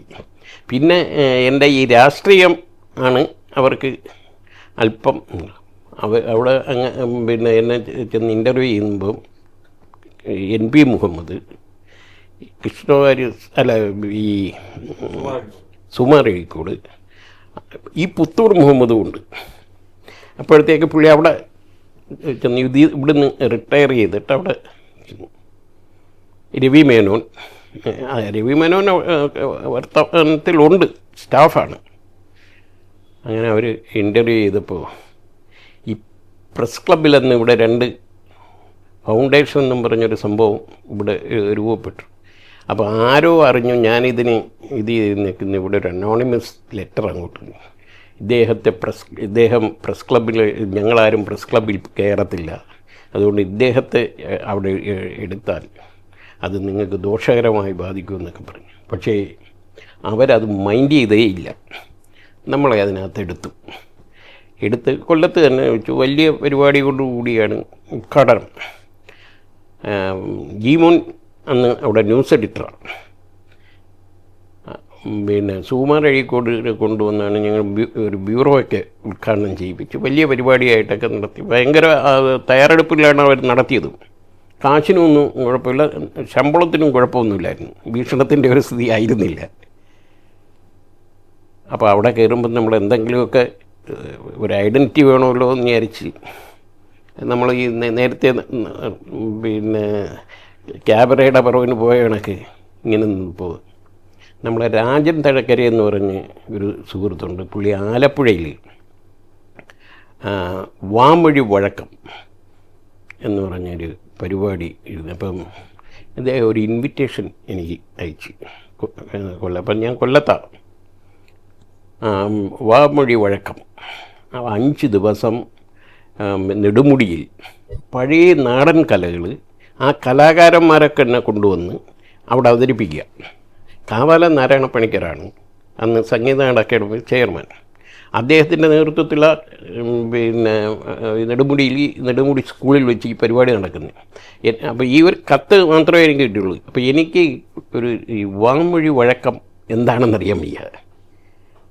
ഞാൻ ഈ രാജനെ വിളിച്ചിട്ട് പറഞ്ഞ് ഞാൻ എന്തായാലും ഇവിടെ വരുന്നുണ്ട്, എനിക്കതൊന്ന് കാണണമല്ലോ എന്ന്. പുള്ളി പറഞ്ഞു വന്നാൽ മതി, ആലപ്പുഴ ബ്രദേഴ്സ് ഹോട്ടലിൽ ഞാനുണ്ട്, അവിടെ ഒരു മുറിയും ഏർപ്പാട് ചെയ്ത് തരാം, നമുക്ക് അവിടുന്ന് അങ്ങ് പിന്നെ ബോട്ടിൽ നെടുമുടി പോവാം. അപ്പം പുള്ളി എല്ലാ സൗകര്യങ്ങളും ചെയ്ത് അത് അങ്ങനെ അവിടെ ചെന്ന് ഈ പുഴുക്കൊട്ടപ്പാട്ട്. അപ്പം പുഴുക്കൊട്ടപ്പാട്ട് എന്ന് പറയുന്നത് കുട്ടനാട് ഈ പിന്നെ ചെറിയ നെല്ലോലകളിൽ കതിര് വരുന്നതിന് മുമ്പ് ഇളം പ്രായത്തിൽ ഈ ഒരു പക്കി വന്നിരുന്നതിന് കടിച്ചിത് ഇതിൻ്റെ ഊറ്റിയെടുക്കുന്ന ഒരു ജീവിയുണ്ട്. ആ ഏല മൊത്തം നശിപ്പിച്ച് കളയും. അപ്പോൾ സന്ധ്യ സമയത്ത് ഒരു പന്തവും ഒരു പ്രത്യേക കൊട്ടയുമായിട്ട് ഇങ്ങനെ പോവും. അത് ആ പന്തത്തിൻ്റെ ഇതിൽ ഈ പുഴുക്കൾ വന്ന് ഈ കൊട്ടയെ വീഴും. അങ്ങനെ പിടിക്കുന്ന അതിനൊരു പാട്ടുണ്ട്. അപ്പോൾ അത് അവിടുത്തെ ഒരു പിന്നെ പണ്ട് തൊട്ടേ ഉള്ള ഒരു അനുഷ്ഠാനമായിട്ട് അവർ ഉപയോഗിക്കുന്ന ഒരു മാർഗമാണ് ആ പാട്ട്, അതിൻ്റെ കലാകാരൻ. അങ്ങനെ ഒരുപാട് ഈ മുടിയാട്ട്, നൂൽക്കണ്ണാടി, അങ്ങനെയുള്ള കുറേ നമ്മൾ ഞാൻ കേട്ടിട്ടില്ലാത്ത ഒരുപാട് കലകൾ അന്നവിടെ വെച്ച് ഞാനെന്ത് ചെയ്തു, അവിടുത്തെ ഇത് അവതരിപ്പിച്ച കലാകാരന്മാരെ ഫോണും അവരെ വീടും അഡ്രസ്സും ഒക്കെ ചോദിച്ചിട്ട് നമ്മളെ ഫോട്ടോഗ്രാഫറുമായിട്ട് ഇവരെ വീടുകളിൽ പോയി. അങ്ങനെ അറ്റുപോകുന്ന തായ് വഴി പെരുമകൾ എന്നൊരു 7-8 ലക്കമായിട്ട് അത് പിന്നെ നമ്മൾ നെടുമങ്ങാട് ഭാഗത്തുള്ള മറ്റേ വില്ലടിച്ചാമ്പാട്ടിൻ്റെ അതിന് വേറൊരു ഇതുണ്ട്. പിന്നെ അങ്ങനെയുള്ള കുറേ പിന്നെ കലകൾ വെച്ച് നമ്മൾ ആലപ്പുഴയിലെ പിന്നെ ഈ പ്രേതങ്ങളെ അകറ്റുന്ന കടപ്പുറത്ത് ഒരു പാട്ടുണ്ട്. അങ്ങനെ ആ ഇത് ചവിട്ട് നാടകം, ഇങ്ങനെയുള്ള പഴയ കലകളെല്ലാം കൂടെ വെച്ചുകൊണ്ട് ഒരു സാധനം വഴി അതിന് ആണ് സ്വദേശാഭിമാനി അവാർഡ് അതിന് കിട്ടിയത്. അത് കഴിഞ്ഞിട്ട് വന്നപ്പോഴാണ് ഈ നമ്മുടെ പിന്നെ പിണറായിക്ക് എതിരായിട്ടുള്ള ലാവ്ലിൻ കേസ്, വർഷങ്ങൾക്ക് മുമ്പാണ് ലാവ്ലിൻ കേസ് ഉത്ഭവിക്കുന്നത്. 374 കോടി രൂപ ഖജനാവിന് നഷ്ടമുണ്ടായ സംഭവമാണല്ലോ അത്. അപ്പം അതൊരു ഭയങ്കര ആരോപണമായി. അപ്പോൾ ഈ 374 കോടി എന്നൊക്കെ പറഞ്ഞാൽ ഭയങ്കര ഒരു എമൗണ്ടാണല്ലോ. അപ്പോൾ ഈ എല്ലാ തവണയും മന്ത്രിസഭകളും ഓരോ നേതാക്കൾക്കെതിരെ അഴിമതി, ഇതിൻ്റെ അന്ത്യം എന്താണ്, ഇതിൻ്റെ അവസാനം എന്താണെന്ന് എങ്ങും അന്വേഷിക്കുന്നില്ല.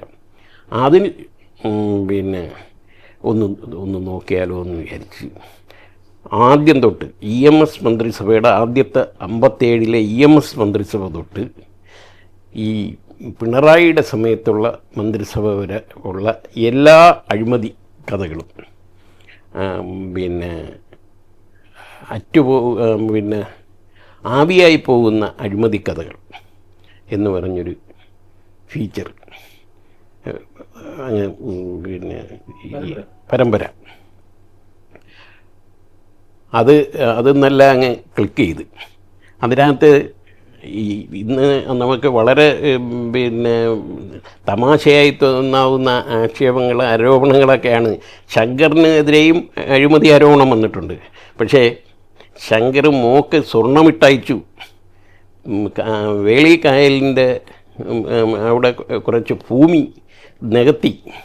പിന്നെ ഒരു ആരോപണം കൊണ്ടുകൊണ്ട് ഒരു ട്രക്കർ അന്ന് ട്രക്കർ അനുവദിക്കണമെങ്കിൽ പിന്നെ അതിന് പ്രത്യേക പാസും അതിന് ക്യൂ ഉണ്ട്. ആ ക്യൂ ലംഘിച്ച് ആർക്കൊക്കെയോ ട്രക്കർ അനുവദിച്ചു കൊടുത്തു. ഇതൊക്കെയാണ് പുള്ളിക്ക് എതിരെയുള്ള. അതിൻ്റെ മറുപടികളും ഉണ്ട്.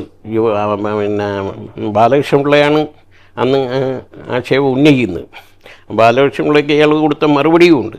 അങ്ങനെയുള്ള വളരെ ഇന്നത്തെ കാലത്ത് നമുക്ക് വളരെ തമാശയായി തോന്നാവുന്ന അഴിമതി ആരോപണങ്ങളാണ് അന്ന് ഉണ്ടാകുന്നത്. അരികുംഭകോണമുണ്ട്, ജീവഭാവ കൊണ്ടുവന്ന അരികുംഭകോണം. അപ്പോൾ അത് തൊട്ട് ഇതുവരെയുള്ള അഴിമതികൾ മൊത്തം ഒരു ആകെ അഴിമതി കേസ് സൃഷ്ടിച്ചത് ആർ ബാലകൃഷ്ണപിള്ള മാത്രമാണ്. വേറെ ഒരൊറ്റ അഴിമതി കഥയും ജുഡീഷ്യൽ അന്വേഷണം വന്നിട്ടുണ്ട്, വേറെ പല അന്വേഷണങ്ങളും വന്നിട്ടുണ്ട്. ഒരാളെ പോലും പിന്നെ ആരും ഇതിനെക്കുറിച്ച് അന്വേഷിക്കുന്നില്ല. അപ്പം ആകെ ഇതിലൊരു ശിക്ഷയുണ്ടായിട്ടുള്ളത് ഈ ബാലകൃഷ്ണപിള്ളയുടെ മാത്രമാണ്.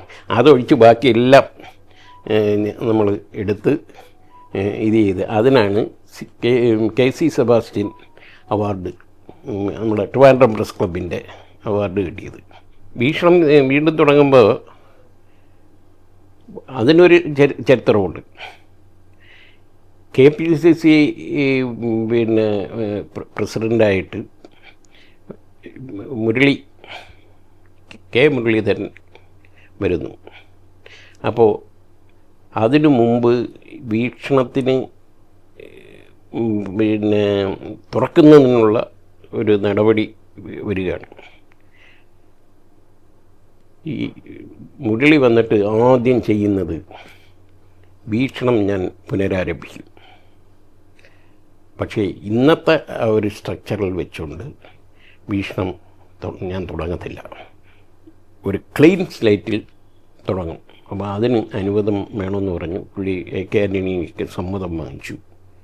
അപ്പോൾ പുള്ളി എന്ന് പറഞ്ഞാൽ എല്ലാവരെയും പിരിച്ചുവിടുക. അപ്പോൾ വീക്ഷണം KPCCയിൽ എല്ലാ ജീവനക്കാരും അവരുടെ സേവനം, അവരുടെ കിട്ടാനുള്ള കാശ് ഇതെല്ലാം എഴുതി ആ കാശോടെ വെച്ചിരിക്കുക. ചെല്ലുക. സമരം നടത്തിയായിരുന്നല്ലോ, 4 വർഷം അടച്ചു കിടന്നപ്പോൾ അവിടെ സമരം നടത്തിയവരും ഒക്കെ ഉണ്ട്. നമ്മൾ കൊല്ലത്തായതുകൊണ്ട് ആ സമരത്തിനും പോയില്ല. ഇവിടെ പിന്നെ അത് ഞാൻ വേറെ ജോലിക്കും പോയില്ല. ഞാൻ AK ആൻ്റണി എടുത്ത്, AK ആൻ്റണിയാണല്ലോ നമ്മുടെ അവിടുത്തെ തുടക്കക്കാരൻ. AK ആൻ്റണി എടുത്ത് ചെന്നിട്ട് ഞാൻ ചോദിച്ചു, ഇങ്ങനെ അവർ പിന്നെ എല്ലാ അവകാശങ്ങളും തന്ന് പിരിച്ചുവിടുന്നു എന്നാണ് പറയുന്നത്, മേടിക്കണോ പോണോ എന്ന് ചോദിച്ചു. അപ്പോൾ പുള്ളിയുടെ മറുപടിയാണ് ഏറ്റവും രസകരം. പുള്ളി പറഞ്ഞ്, ഇപ്പോഴേ അങ്ങനെ കാശ് തരാനെങ്കിലും ഒരാളുണ്ട്, ചിലപ്പോൾ അതുപോലും ഇനി കാണത്തില്ല, അതുകൊണ്ട് ഉള്ളത് മേടിക്കുന്നോ മേടിച്ചോ, ഇപ്പം ജോലി ഉണ്ടല്ലോ അതുപോലെ എന്ന് ചോദിച്ചു. ഞാൻ പറഞ്ഞു ശരി. അങ്ങനെ എല്ലാ അവകാശങ്ങളും വാങ്ങിച്ച് വീക്ഷണത്തിൽ നിന്ന് നമ്മൾ പിരിയുന്നു. പക്ഷേ പൊളിറ്റിക്കൽ ഇത് പറഞ്ഞ് അതിൻ്റെ 2 ദിവസം കഴിഞ്ഞപ്പം KPC പ്രസിഡൻ്റ് അങ്ങ് മാറി. രമേശ് ചെന്നിത്തല വരുന്നു. രമേശ് ചെന്നിത്തല വന്നപ്പം ഇതിൻ്റെ എല്ലാവരെയും പിരിച്ചുവിട്ടിരിക്കുക. പുള്ളി ഇതിലൊക്കെ വളരെ ഇതാണ്, പിന്നെ പത്രം ഇറക്കണമെന്നും വളരെ നന്നായി പോകണമെന്നും ഒക്കെ ആഗ്രഹിക്കുന്നു. പുള്ളി അപ്പം തിരുവനന്തപുരത്ത് പ്രതാപേന്ദ്രനായിരുന്നു. പ്രതാപേന്ദ്രൻ പുള്ളി അങ്ങോട്ട് ചെന്നുമില്ല, പുള്ളിയോട്ട് വിളിച്ചതുമില്ല. അങ്ങനെയാണ് നമ്മൾ അജിത് കുമാർ ഹിന്ദു ഇന്ന് രാജിവെപ്പിച്ചുകൊണ്ട് കൊണ്ടുവന്നതാണ്. ഹിന്ദു ഇന്ന് രാജിവെപ്പിച്ചുകൊണ്ട് വന്ന് അജിത്തിനെ അവിടെ വെച്ചു. അപ്പം ഞാൻ ഇതിനെ അന്വേഷിക്കുന്നില്ല. ഒരു ദിവസം നമ്മളെ ശൂരനാട് രാജശേഖരൻ വിളിക്കുന്നു. അദ്ദേഹം ഇവിടെ DCC പ്രസിഡൻ്റാണ്. വിളിച്ചിട്ട് പറഞ്ഞു, പിന്നെ വർത്തമാനം അങ്ങ് രാജിവെച്ചേരാൻ, അത് പിന്നെ സുധീശൻ എന്തായാലും പിന്നെ കൊല്ലത്ത് വേണം, വീക്ഷണത്തിൽ വേണം. ഞാൻ പറഞ്ഞ്, അപ്പം രാജശേഖരൻ ഗ്രൂപ്പാണ്, രമേശ് ചെന്നിത്തല ഗ്രൂപ്പാണ്.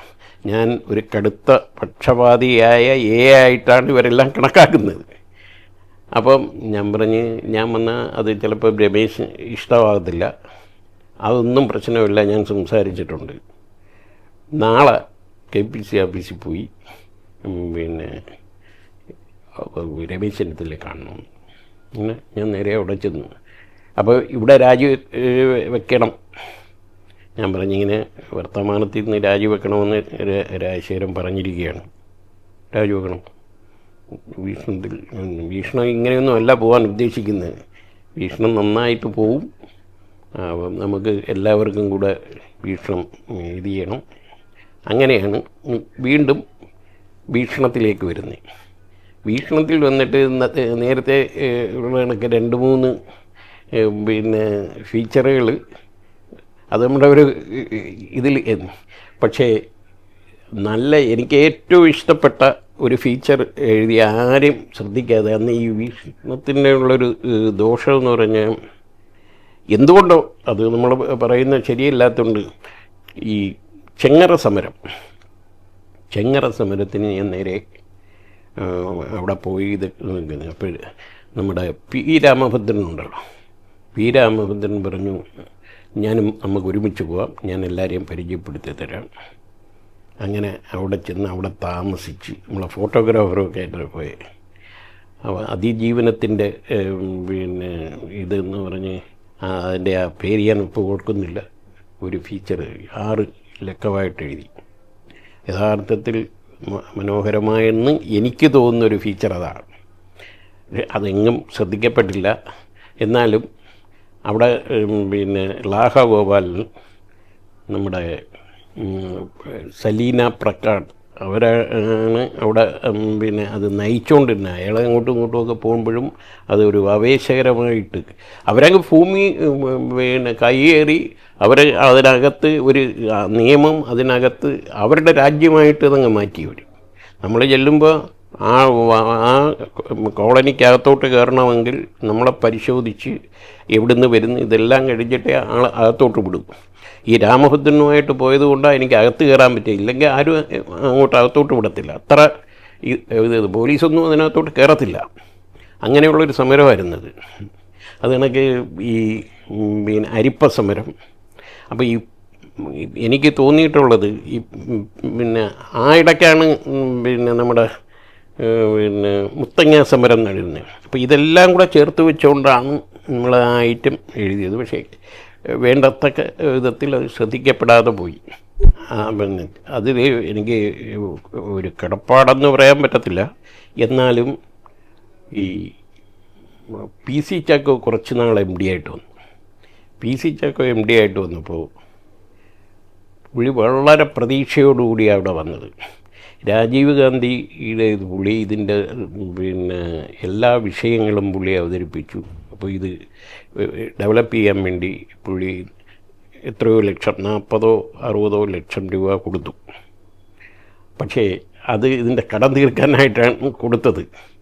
പുള്ളി അവിടെ ചെന്ന് അവരുമായിട്ട് യൂക്കോ ബാങ്കൊക്കെ ആയിട്ട് സംസാരിച്ചിട്ട് ഒരു അടുത്തില്ലവർ. പുള്ളി എന്നാൽ പിന്നെ ഇവിടെ അങ്ങ് മോഡേണൈസ് ചെയ്യാം, പിന്നെ അത് കൊടുക്കുന്നില്ല, അവരെങ്ങനെ മേടിക്കുമെന്ന് കാണട്ടെ, ഒരു തിണ്ണമിടുക്ക് കാണിച്ചതാണ്. പക്ഷേ അങ്ങനെയാണ് CPIയുടെ പിന്നെ പാർലമെൻറ്റിൽ ആരോ പിന്നെ പാർലമെൻറ്റിൽ CM സ്റ്റീഫനും K കരുണാകരനും A K ആൻ്റണിയും ഡയറക്റ്റ് ബോർഡ് മെമ്പറായിട്ടുള്ള വീക്ഷണം ഇത്ര കോടി രൂപ ബാങ്കിന് ദേശസംസ്കൃത ബാങ്കിന് കൊടുക്കാനുണ്ട്. എന്ന് പറഞ്ഞ് അത് എഴുതിത്തള്ളാൻ പോകുന്നു എന്നൊക്കെ പറഞ്ഞൊരു വാർത്ത വരികയും അതങ്ങ് ഇത് ചെയ്യുന്നു. പക്ഷേ ഈ ചാക്കോ എം ഡി ആയിട്ട് വന്നപ്പോഴാണ് തിരഞ്ഞെടുപ്പ് വരുന്നത്. ചാക്കോ എഡിറ്റോറിയൽ മീറ്റിങ്ങിൽ വന്നിട്ട് ഈ രക്തസാക്ഷികളുടെ വീടുകളിൽ പോയി അവരുടെ ജീവിച്ചിരിക്കുന്ന രക്തസാക്ഷികളെ ഇൻ്റർവ്യൂ ചെയ്യണം, ആർക്ക് ധൈര്യമുണ്ട് പോകാൻ. അപ്പോൾ തലശ്ശേരിയാണ് മെയിനായിട്ട് ഈ രക്തസാക്ഷികളുടെ ഒരു സ്ഥലം. അത് CPMകാരുണ്ട്, BJPക്കാർ, RSSകാരുണ്ട്. അപ്പോൾ ഞാൻ പറഞ്ഞു ഞാൻ പോകാമെന്ന്. അങ്ങനെ ഞാനും കോഴിക്കോട് നിന്നുള്ളൊരു ഫോട്ടോഗ്രാഫറുമായിട്ട് നേരെ തലശ്ശേരി പോയി. തലശ്ശേരിയിൽ ഈ മരണ വീടുകളുടെ ഒരു ലിസ്റ്റും ഇത് വെച്ചിട്ട് ആദ്യം പോകുന്നത് ഈ RSS BJP കാര്യാലയത്തിൻ്റെ അവിടെ ചെന്നപ്പോൾ അത്ഭുതപ്പെടുത്തിയ ഒരു സംഭവം, എല്ലാ രക്തസാക്ഷികളെയും ഫോട്ടോ ഇങ്ങനെ വെച്ചിട്ടുണ്ട്. അവരെക്കുറിച്ചുള്ള സകല വിവരവുമുണ്ട്. അപ്പോൾ അത് ഞാൻ പോകുന്നത് കേരള ശബ്ദം ലേഖകരെന്നും പറഞ്ഞാണ്. വീക്ഷണമെന്നും പറഞ്ഞ് അങ്ങോട്ട് കയറാവക്കത്തില്ല.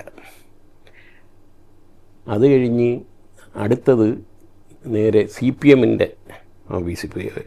ഇപ്പോഴും എനിക്ക് ഓർമ്മയുണ്ട്, ഒരു ഇരുനില കെട്ടിടം. ഇരുനില എന്ന് പറഞ്ഞാൽ വാർത്ത കെട്ടിടമല്ല, പഴയ കെട്ടിടം, ഓടിട്ടത് തന്നെയാണ്. അതിൻ്റെ പടി കയറി മുകളിലാണ് വെച്ചേക്കുന്നത്. അന്ന് കോടിയേരി അവിടെ പാർട്ടി ജില്ലാ സെക്രട്ടറിയാണ്. കോടിയേരി അസംബ്ലിയിൽ വെച്ച് ഞങ്ങൾ പരിചയമുണ്ട്. പുള്ളി അവിടെ ഇല്ല, ആണ് മോളി. അപ്പോൾ എല്ലാവരുടെ അഡ്രസ്സും കുറിച്ചെടുത്തിട്ട് കുറിച്ചെടുത്തുകൊണ്ട് നിൽക്കുമ്പോൾ കുറേ ആളുകളുമായിട്ട് കോടിയേരി വരുന്നു. പെട്ടെന്ന് ഞാൻ അവനെയും കൂടെ വിളിച്ചുകൊണ്ട് താഴെ ഇറങ്ങി അവിടെ നിന്ന് അങ്ങ് രക്ഷപ്പെട്ടു. എന്നിട്ട് ഈ വീടുകൾ തിരക്കി പിന്നെ പോവുകയാണ്. അപ്പോൾ ഏറ്റവും വലിയ രസം, അപ്പോൾ ഒരു വീട്ടിൽ ചെന്നപ്പോൾ വളരെ ദയനീയമാണ്. ജീവിച്ചിരിക്കുന്ന രക്തസാക്ഷികൾ തന്നെയാണ്.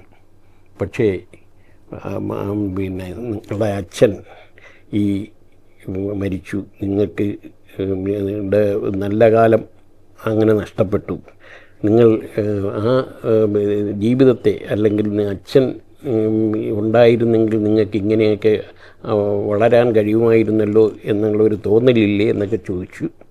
പക്ഷേ എങ്ങനെ ചോദിച്ചിട്ടും അവർ ആ പാർട്ടിയുടെ ഇതല്ലാതെ ഒരക്ഷരം, ഞങ്ങളുടെ അച്ഛൻ ജീവൻ കൊടുത്ത പ്രസ്ഥാനമാണ്, ഞങ്ങളിന്നും അതിനകത്താണ് നിൽക്കുന്നത്, അവരെന്ത് തന്നു എന്ന് നിങ്ങൾ നോക്കുന്നില്ല. അപ്പോൾ അത് CPMും അത് തന്നെയാണ്, BJPയും അത് തന്നെയാണ്. അതിൽ നിന്നൊന്ന് മനസ്സിലായത്, ഒരു രക്തസാക്ഷി ഉണ്ടായാൽ ആ ജന്മം, ആ കുടുംബം അതിലങ്ങ് ചേരുകയാണെന്നുള്ളതാണ്, അല്ലാതെ അതിനെതിരാകുക അല്ല. അതാണ് ഈ രക്തസാക്ഷികൾ ഉണ്ടാകാനുള്ള കാരണമെന്നാണ് എനിക്ക് തോന്നിയിട്ടുള്ളത്. പിന്നെ എല്ലാ സ്ഥലത്തും ഈ രക്തസാക്ഷികൾക്ക് പിന്നെ സ്തൂപങ്ങൾ ഇത് തലശ്ശേരിയിൽ എല്ലായിടവും ഉണ്ട്. അത് സംരക്ഷിക്കുന്നുണ്ട്. പാർട്ടി ഗ്രാമങ്ങളെന്ന് പറയുന്നുണ്ടല്ലോ, നമ്മൾ അത്രത്തോളം പോയില്ലെങ്കിലും എല്ലാ സ്ഥലത്തും. ആലപ്പുഴയിലുണ്ട്, ഭ്രാന്തുണ്ട്. ഒരു വീട്ടിൽ ചെന്നപ്പോൾ തള്ള ഭ്രാന്ത്, ഒരു മൂക്ക് ഭ്രാന്ത് ഇരിക്കുന്ന അത്ര ദയനീയ അവസ്ഥയുണ്ട്. പക്ഷേ അവരും ആ പ്രസ്ഥാനത്തിൽ നിന്നവർ മുക്തരല്ല എന്നുള്ളതാണ്. അതിനങ്ങ് അടിമകളാകുകയാണ്. ഒരു മരണം സംഭവിച്ചാൽ അത് വെച്ചുകൊണ്ടാണ് നമ്മൾ പിന്നെ ഒരു 10-14 ലക്കം എഴുതി. അത് ഈ തിരഞ്ഞെടുപ്പിന് വന്നപ്പോൾ ഇത് അവിടുന്ന് വന്ന് എഴുതി കൊടുക്കാനുള്ള സമയമില്ലാത്തതുകൊണ്ട് അപ്പോൾ തന്നെ ഫോണിൽ പറഞ്ഞു കൊടുത്ത് പിന്നെ PV രവീന്ദ്രൻ എന്ന് പറഞ്ഞൊരു പിന്നെ പത്രപ്രവർത്തകനുണ്ടായിരുന്നു.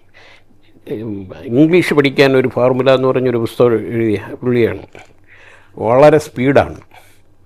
പുള്ളിക്ക് പറഞ്ഞു കൊടുത്താൽ മതി, പുള്ളി അതൊരു കഥയങ്ങാക്കും. അങ്ങനെ പിന്നെ വളരെ ലൈറ്റ് ഇതായിട്ട് പിന്നെ അത് വീക്ഷണത്തിൽ വന്നു. ദൗർഭാഗ്യമെന്ന് പറയട്ടെ, ആ തെരഞ്ഞെടുപ്പിൽ കോൺഗ്രസ് തോക്കുകയായിരുന്നു. അങ്ങനെയും സംഭവിച്ചിട്ടുണ്ട്. പിന്നെ ഇത് ഈ എ കെ ആൻ്റണിയെക്കുറിച്ചുള്ള പുസ്തകമാണെന്നത്. എ കെ ആൻ്റണിയെക്കുറിച്ചുള്ള പുസ്തകം എഴുതിയത് ഈ എ കെ ആൻ്റണിയെ യഥാർത്ഥത്തിൽ എനിക്ക് ഏറ്റവും ഇഷ്ടമുള്ള ഒരു നേതാവാണ്. Vayalar Ravi, A K Antony, Oommen Chandy, V M Sudheeran, അവിടെ അത്രയും പേരാണ് നമ്മുടെ ഒരു പിന്നെ നേതാക്കൾ ഒരു ലിസ്റ്റിലുള്ളത്.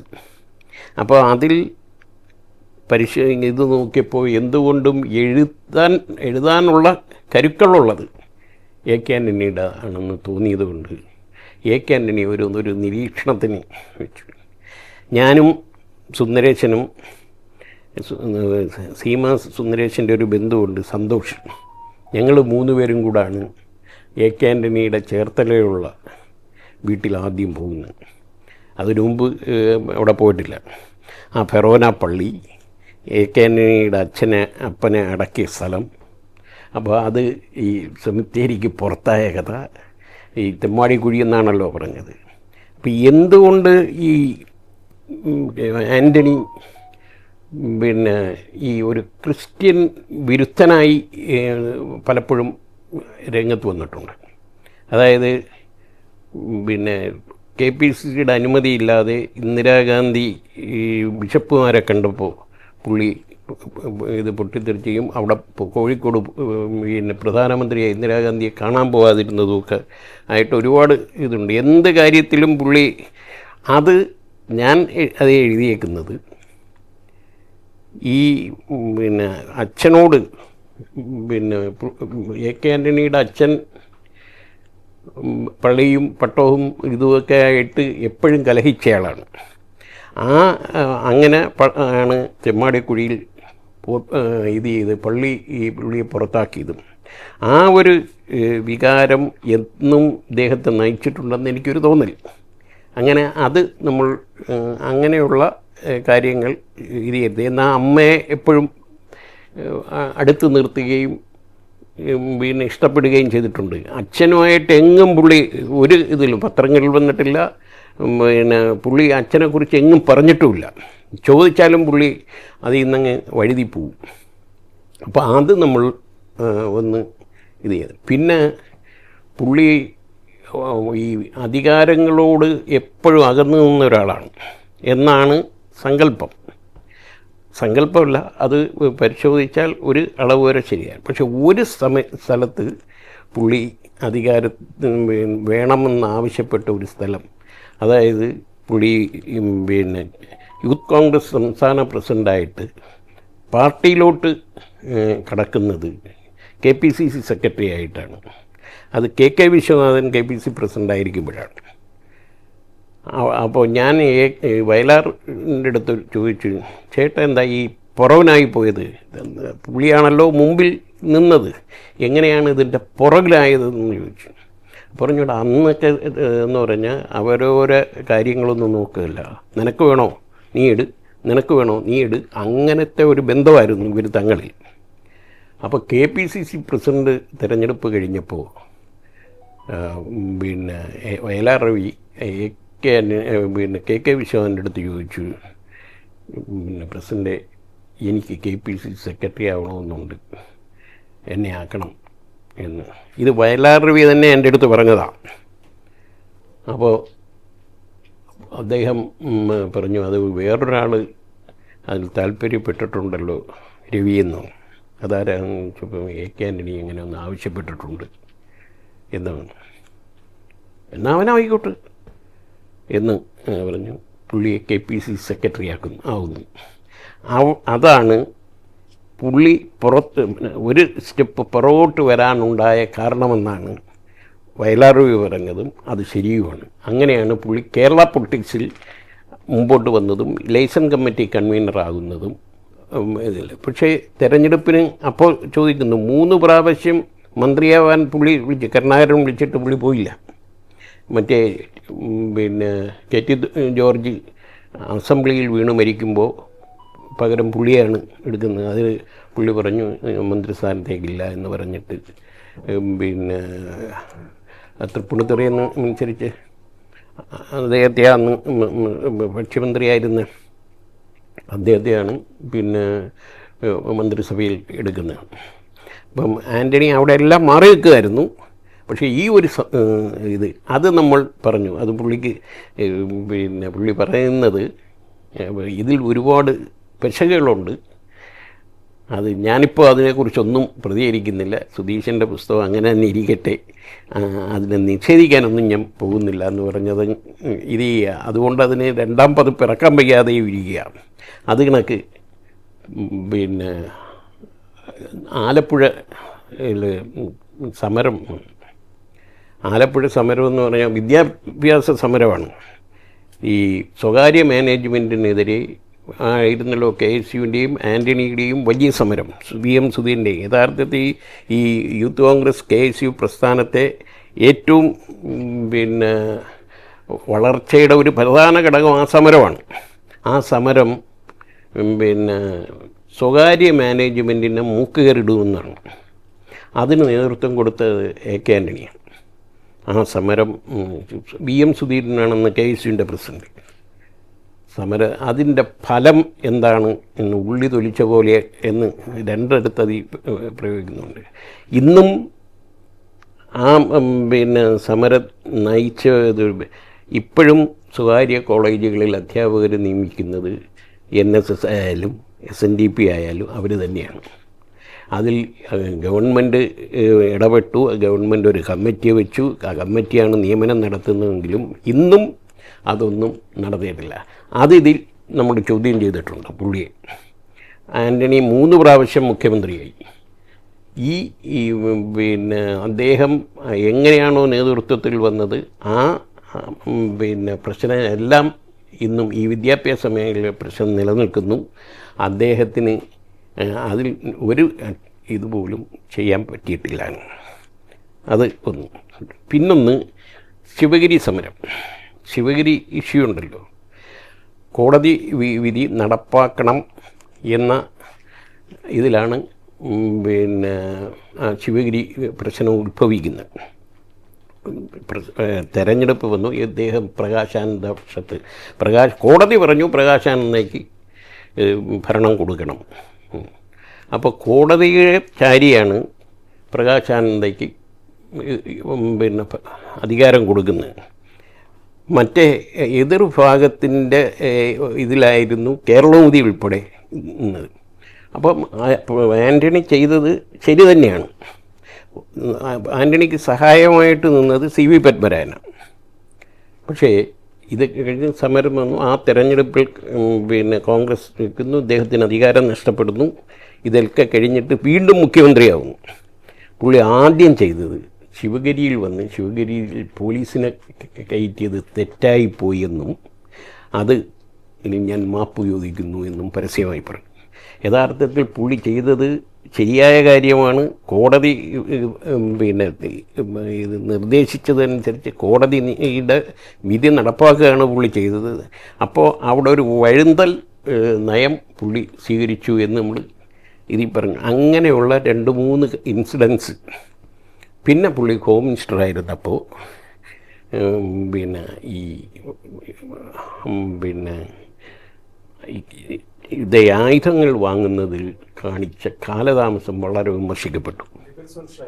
ഡിഫൻസ് മിനിസ്റ്റർ, ആഭ്യന്തരമന്ത്രിയല്ല, ഡിഫൻസ് മിനിസ്റ്റർ, പ്രതിരോധ മന്ത്രിയായിരുന്നപ്പോൾ എടുത്ത ചില നിലപാടിനെ ഇത് നമ്മൾ ഒന്ന് വിമർശിച്ചിട്ടുണ്ട്. പക്ഷേ ഏറ്റവും അവസാനം നമ്മൾ പുള്ളിയുടെ നല്ല എല്ലാ വശങ്ങളും പറഞ്ഞിട്ടുണ്ട്. പക്ഷേ ഇതുമെല്ലാം ചേർത്ത് അത് അങ്ങനെ ഒരു പിന്നെ ഇത് കേരള ശബ്ദത്തിലാണ് ഇത് വന്നത്. കേരള ശബ്ദത്തിൻ്റെ നല്ല സമയത്താണ്. അപ്പോൾ ഇതിന് അന്ന് സ്വപ്പം വായനക്കാരൊക്കെ കൂടി വന്നപ്പോൾ ഡോക്ടർ പറഞ്ഞ്, ഒരു ഡോക്ടർ എന്ന് വെച്ചാൽ ഡോക്ടർ രാജാകൃഷ്ണൻ, ഒരു 4-5 ലക്കം കൂടെ എഴുതാവോ എന്ന് ചോദിച്ചു. അപ്പോൾ ഇഷ്ടംപോലെ എഴുതാറുണ്ടല്ലോ. അങ്ങനെ നമ്മൾ പിന്നെ ഒരു 5 ലക്കം കൂടെ കൂട്ടി. ആ കൂട്ടിയതിലും ഇതൊക്കെ കയറി വന്നിട്ടുണ്ട്. അതാണ് ആ പുസ്തകത്തിൻ്റെ കഥ.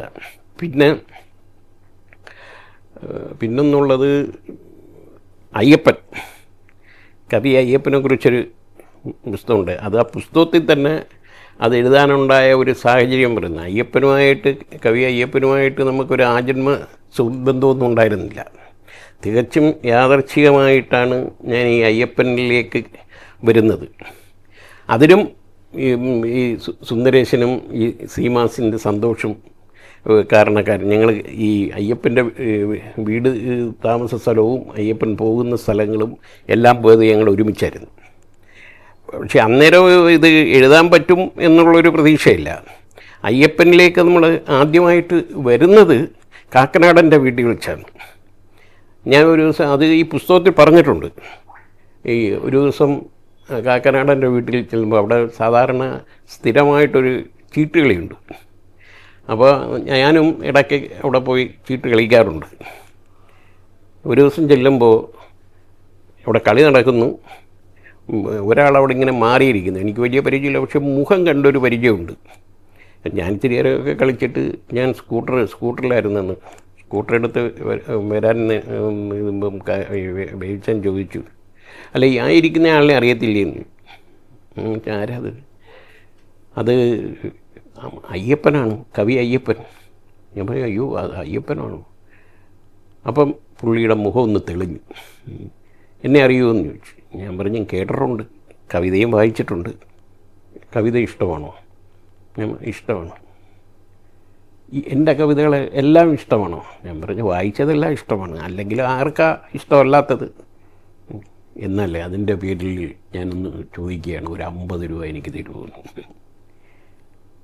അപ്പം ഞാൻ പിന്നെ കൊടുക്കും എന്ന് കണ്ടപ്പോൾ പുള്ളി ആദ്യം പറവനൊന്ന് കൊടുക്കരുത് എന്നൊന്ന് ആംഗ്യം കാണിച്ചു. പക്ഷേ ഞാൻ കൊടുക്കുന്നു. ഒരു കവി, വളരെ പ്രസിദ്ധനായ ഒരു കവി എൻ്റെ അടുത്ത് 50 രൂപ ചോദിച്ചപ്പോൾ നമ്മൾക്കത് കൊടുക്കാതെ പോകുന്നത് മോശമല്ലേ എന്ന അതുകൊണ്ടാണ് ഞാൻ കൊടുക്കും എന്ന് കണ്ടപ്പോൾ പുള്ളി പറഞ്ഞു, എന്നാൽ അയ്യപ്പനെ ആ സ്കൂട്ടറിലൊന്ന് ഇരുത്തി KSRTC സ്റ്റാൻഡിലൊന്ന് ഇറക്കിയേക്കുന്നു. അപ്പോൾ ഞാൻ പറഞ്ഞ എടുക്കാൻ, അയ്യപ്പന് പാലക്കാട് പോകണം, ഇന്ന് തന്നെ പോകേണ്ടതാണ്. അങ്ങനെ ഞാൻ 50 രൂപ കൊടുത്തു. പുള്ളി അത് ഈ ഉടുപ്പിൻ്റെ മടക്കിൽ തെറുത്ത് വെച്ചു. എൻ്റെ സ്കൂട്ടറിൻ്റെ പുറവിന് കയറി ബസ് സ്റ്റാൻഡിൽ വന്നു. ഞങ്ങൾ രണ്ടുപേരും കൂടെ ചെന്ന് സ്റ്റേഷൻ മാസ്റ്റർ എടുത്ത് ചോദിച്ചു, പാലക്കാടിന് ബസ് എപ്പോഴുണ്ട്? അപ്പോൾ 1 മണിക്കൂർ കഴിയും. അപ്പോൾ 1 മണിക്കൂറുണ്ടല്ലോ, എനിക്ക് ഒരു പെഗ്ഗും കൂടെ വേണം, നമുക്ക് സേവേഴ്സ് ഇപ്പോൾ എല്ലാം പുള്ളിക്ക് സുപരിചിതം. അവിടെ പോയി ഒരെണ്ണം പിടിപ്പിച്ചിട്ട് വരാമെന്ന് പറഞ്ഞു. അങ്ങനെ ഞങ്ങൾ രണ്ടുപേരും കൂടെ സേവേഴ്സിൽ പോകുന്നു. കറക്റ്റ് സമയത്തിന് തന്നെ ഞങ്ങൾ തിരിച്ചും വന്നു. ബസ്സിൽ കയറ്റി അദ്ദേഹത്തെ അവിടെ ഇരുത്തി. ഞാൻ കണ്ടക്ടറിട്ട് പറഞ്ഞു, ഇപ്പോൾ കൂടുതലാണെന്ന് തോന്നുന്നു, ഒന്ന് ശ്രദ്ധിച്ച ഉടനെ പാലക്കാടൊക്കെയാണ്, തിരി കഴിയുമ്പോൾ ഉറങ്ങുമായിരിക്കുമെന്ന് പറഞ്ഞു. പുള്ളിയും അത് സമ്മതിച്ചു. ഞാനിഞ്ഞ് പോന്നു. പിറ്റേന്ന് രാവിലെ കാക്കനാടൻ വിളിക്കുന്നു, നമ്മൾ അയ്യപ്പനെ എന്ത് ചെയ്തെന്ന്. അപ്പം ഞാൻ പറഞ്ഞ്, അയ്യപ്പനെ ഞാൻ പാലക്കാട് ബസ്സിൽ കയറ്റി വിട്ടെന്ന് പറഞ്ഞു. എന്നാൽ അദ്ദേഹം ഇരിക്കുന്നെന്ന് അവിടെയുണ്ട്. ഞാൻ ബസ്സിൽ കയറിയിരുന്നപ്പോൾ ചേച്ചിയെക്കുറിച്ച് ഓർത്തു. ചേച്ചിയെടുത്ത് യാത്ര പറഞ്ഞില്ലല്ലോ എന്ന ദുഃഖം എനിക്ക് പെട്ടെന്നുണ്ടായി. അങ്ങനെ ഇഞ്ഞ് വന്നാണ്. പിന്നെ 3 ദിവസം കഴിഞ്ഞിട്ടായപ്പോൾ അവിടുന്ന് പോകുന്നത്. അപ്പോൾ അയ്യപ്പനിലേക്ക് ഒരു വാതായനം എനിക്ക് തുറന്നു കിട്ടുമായിരുന്നു. അപ്പോൾ ഞാൻ ഈ അയ്യപ്പനെ ഒന്ന് ഇങ്ങനെ കിട്ടുന്നതെല്ലാം ഒന്ന് വായിച്ചുകൊണ്ട്, അപ്പോഴതിഭയങ്കരമായ ഞെട്ടിക്കുന്ന ഒരു ഭൂതകാലം അയ്യപ്പനുണ്ടെന്ന് മനസ്സിലാകുന്നത്. അയ്യപ്പനെ ഏറ്റവും നന്നായി ഡ്രസ്സ് ചെയ്ത് നന്നായിട്ട് നടക്കുന്ന ഒരു കാലമുണ്ടായിരുന്നു. അത് കഴിഞ്ഞ് അയ്യപ്പൻ അങ്ങ് പാമ്പ് കണക്ക് ഇഴയുന്ന ഒരു കാലം വന്നതിൻ്റെ കാരണങ്ങളുണ്ടായിരുന്നു. അതെല്ലാം ഇത് ചെയ്തപ്പോൾ അവന് ഒരു ഏറ്റവും സമയം കുറച്ചെടുത്ത് പെട്ടെന്ന് എഴുതിയ ഒരു നോവലാണത്. അതിന് പക്ഷേ നല്ലൊരു സ്വീകാര്യതയും കിട്ടി. അതിപ്പം 3ാമത്തെ പതിപ്പ് ആയിട്ടുണ്ട്. വായിക്കുന്നവരെല്ലാം അതൊരു നല്ല അഭിപ്രായം പറയുകയും ചെയ്തിട്ടുണ്ട്. അതിൽ ഒരു ആൾ മാത്രമാണ് അതിനെ വളരെ വിമർശിച്ച് ഫേസ്ബുക്കിലൊക്കെ എഴുതി. എനിക്ക് ആ ആളിനെ അറിയാമെന്നല്ലാതെ ഞങ്ങളതങ്ങളിൽ പരിചയമില്ല. എച്ച് കുട്ടി ഇതിലെ ഒരു കഥാപാത്രമാണ്. പക്ഷേ പേര് വേറെയാണെന്നുള്ളതേ ഉള്ളൂ. അവർ പിന്നെ വളരെ ഈ ഇദ്ദേഹത്തെ ഗ്ലോറിഫൈ ചെയ്തു. അയ്യപ്പനെ ഞാൻ യഥാർത്ഥത്തിൽ ഗ്ലോറിഫൈ ഒന്നും ചെയ്തില്ല. യഥാർത്ഥ കാര്യം ഒരു പെയിൻറ്റർ ചെയ്യുന്ന പോലെ നമ്മൾ ചെയ്തു എന്നുള്ളതേ ഉള്ളൂ. അതാണ് അയ്യപ്പൻ കഥ. അയ്യപ്പൻ മരിച്ചതിന് ശേഷമാണ് അതെഴുതുന്നത്. പക്ഷേ കാക്കനാടൻ്റെ പുസ്തകം എഴുതുന്നത് കാക്കനാടൻ ജീവിച്ചിരുന്നപ്പോൾ തന്നെയാണ്. ആൻ്റണിയുടേതും ആൻ്റണി ജീവിച്ചിരുന്നപ്പോഴും. ജി കാർത്തികേൻ്റെത് എഴുതിയത് ജി കാർത്തികൻ മരിച്ചതിന് ശേഷമാണ്. ജി കാർത്തികൻ കൊല്ലത്ത് പഠിക്കുമ്പോൾ ജി കാർത്തികനുമായിട്ടൊരു ബന്ധമില്ല. പക്ഷേ അദ്ദേഹം മന്ത്രിയായതിനു ശേഷമാണ് കാർത്തികനുമായിട്ട് ഒരു അടുപ്പം വരികയും എല്ലാ കാര്യത്തിനും. ഇതിനിടയ്ക്ക് എനിക്ക് ചെറിയൊരു അസുഖം വന്നപ്പോൾ, ചെറിയൊരു നെഞ്ചുവേദനയൊക്കെ വന്ന് കിടന്നപ്പോൾ വീട്ടിൽ വന്നു എന്ന് മാത്രമല്ല, മിക്ക ദിവസങ്ങളിലും വിളിച്ച് കാര്യങ്ങൾ അന്വേഷിക്കുക, അങ്ങനെ ഒരു ഹൃദയബന്ധം പോലെ വന്നതുകൊണ്ടാണ്. മറ്റ് പലരെയും വയലാർ രവിയൊക്കെ എഴുതേണ്ടതാണ്, എഴുതാതെ കാർത്തികനിലേക്ക് വന്നത് അതുകൊണ്ടാണ്. ഞാൻ വീക്ഷണത്തിൽ സിനിമ പേജ് ചെയ്തിട്ടുണ്ട്. പിന്നെ നേരത്തെ ഞാൻ പറഞ്ഞ ഇത് വയലും വിളയും അങ്ങനെ ഒരു പങ്ക്തി ചെയ്തു. അത് ആ പേജുകളാണ്. വയലും വിളയും, സിനിമ, പിന്നെ സ്പോർട്സ്.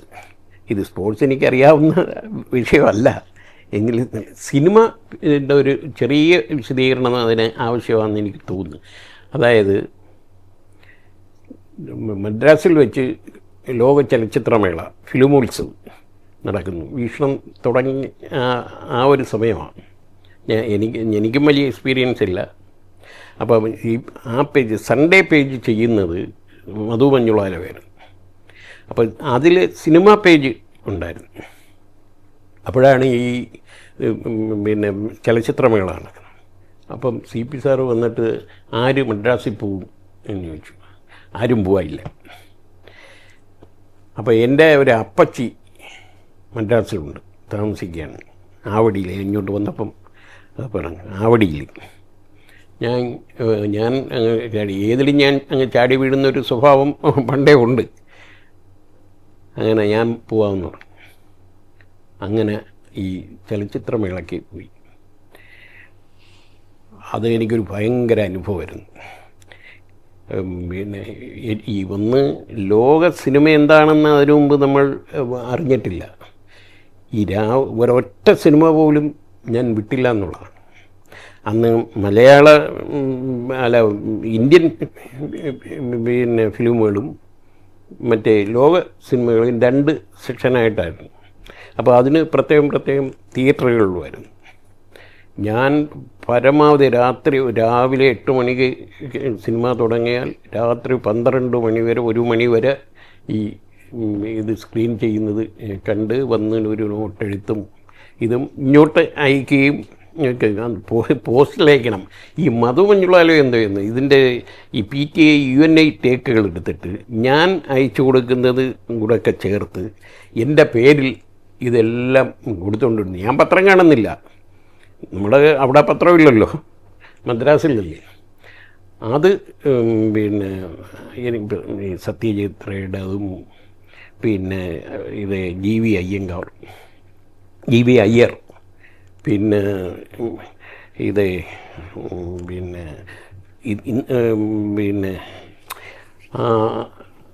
ലങ്കേഷ്, ഗിരീഷ് കാരസരവള്ളി, അങ്ങനെയുള്ള അന്നത്തെ ഏറ്റവും പ്രമുഖരായിട്ടുള്ള എല്ലാ സിനിമകളും കാണാൻ ഒരു ഭാഗ്യം അതുകൊണ്ടുണ്ടായി. അത് എഴുതാനും അതിനെക്കുറിച്ച് പിന്നെ പഠിക്കാനും ഒക്കെ ഒരു അവസരം ആ സിനിമ പേജ് ചെയ്തതുകൊണ്ട് ഉണ്ടായി. ഞാൻ നേരത്തെ സൂചിപ്പിച്ചതാണ് രാത്രി ഇരിക്കാൻ ഇതുകൊണ്ട് വയലാർ രാമവർമ്മയുടെ മരണം അത് രാത്രിയിലായിരുന്നു. ഫക്രുദ്ദീൻ അലി അഹമ്മദ്, ഞാൻ ഈ ടെലിപ്രിൻ്ററിൻ്റെ ഇത് കിടന്ന് ഭയങ്കരമായി ശബ്ദം ഉണ്ടാക്കുന്നു. ചെന്ന് നോക്കുമ്പോൾ ഫക്രുദ്ദീൻ അലി അഹമ്മദി സ്റ്റേറ്റ്. അപ്പോൾ ഉടനെ ഞാൻ ഈ ഓടി ഒറ്റയ്ക്കേ ഉള്ളൂ, നമ്മളൊരു പുതുമുഖമാണ്. ഈ ഇത് പിന്നെ പ്രസ് നിർത്തി ഇത് കംപ്ലീറ്റ് ഇത് മൊത്തം അങ്ങ് ചേഞ്ച് ചെയ്ത് ഇത് അന്ന് ഇന്നത്തെ കണക്കല്ല, എല്ലാം പറക്കി വെക്കണം. പറക്കി വെച്ച് പടമെല്ലാം പറക്കി വെച്ച് പിറ്റേന്ന് വേറൊരു പത്രമാണ് നമ്മുടേതായിട്ട് ഇറങ്ങുന്നത്. എന്തൊരു അഭിമാനവും എന്തൊരു സന്തോഷവുമാണ്. അതുകൊണ്ട് സാറ് വന്നിട്ട് CP സാറ് വന്നിട്ട്, സുധീഷ എന്താ എന്നെ വിളിക്കാൻ ഞാൻ രാത്രി, ഇത് ഇങ്ങനെ ഇത്രയും വലിയൊരു സംഭവം നടക്കുമ്പോൾ ഉടനെ വിളിക്കണ്ടേന്ന്. ഞാൻ പുള്ളിയെ വിളിച്ചാൽ ഇതെനിക്ക് ചെയ്യണമെന്നുള്ളൊരു പിന്നെ അതിൻ്റെ ഒരു സന്തോഷത്തിലാണ് നമ്മളിതെല്ലാം ഇത് പത്രം. അങ്ങനെയുള്ള ഈ രാത്രി ഷിഫ്റ്റിൽ നിൽക്കുന്നത് കൊണ്ടുണ്ടായ ഗുണങ്ങൾ, പിന്നെ ഇങ്ങനെയുള്ള പങ്ക്തികൾ. ആ പങ്ക്തി ഹേലി എന്ന് പറഞ്ഞ് തിരുവനന്തപുരത്ത് ഈ കൃഷി ഓഫീസറല്ല, പിന്നെ പ്രിൻസിപ്പൽ ഇത് കൃഷി പുള്ളിയുടെ ഡെസിഗ്നേഷൻ ഞാൻ ഓർക്കുന്നില്ല, പ്രസന്നൻ സാറിൻ്റെ ചേട്ടനാണ് ഈ ആർ പ്രസന്നൻ്റെ ഹേലി.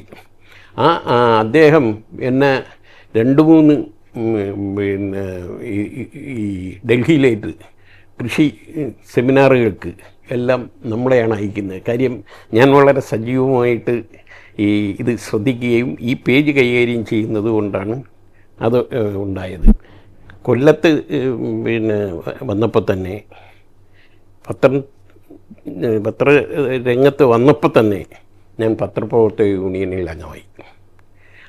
പത്രപ്രവർത്തക യൂണിയൻ അംഗമായ ഉടൻ തന്നെ അതിൻ്റെ ഔദ്യോഗിക സ്ഥാനങ്ങളിലേക്കും വന്നു എന്നുള്ളതാണ് യഥാർത്ഥ സത്യം. ആദ്യമായിട്ട് ഞാൻ ഇന്ന് വരെ ഒരു സ്ഥാനത്ത് മാത്രമേ മത്സരിച്ചിട്ടുള്ളൂ, അത് കൊല്ലം പ്രസ് ക്ലബിൻ്റെ സെക്രട്ടറി ആയിട്ടാണ്. ജയിച്ചതുമില്ല.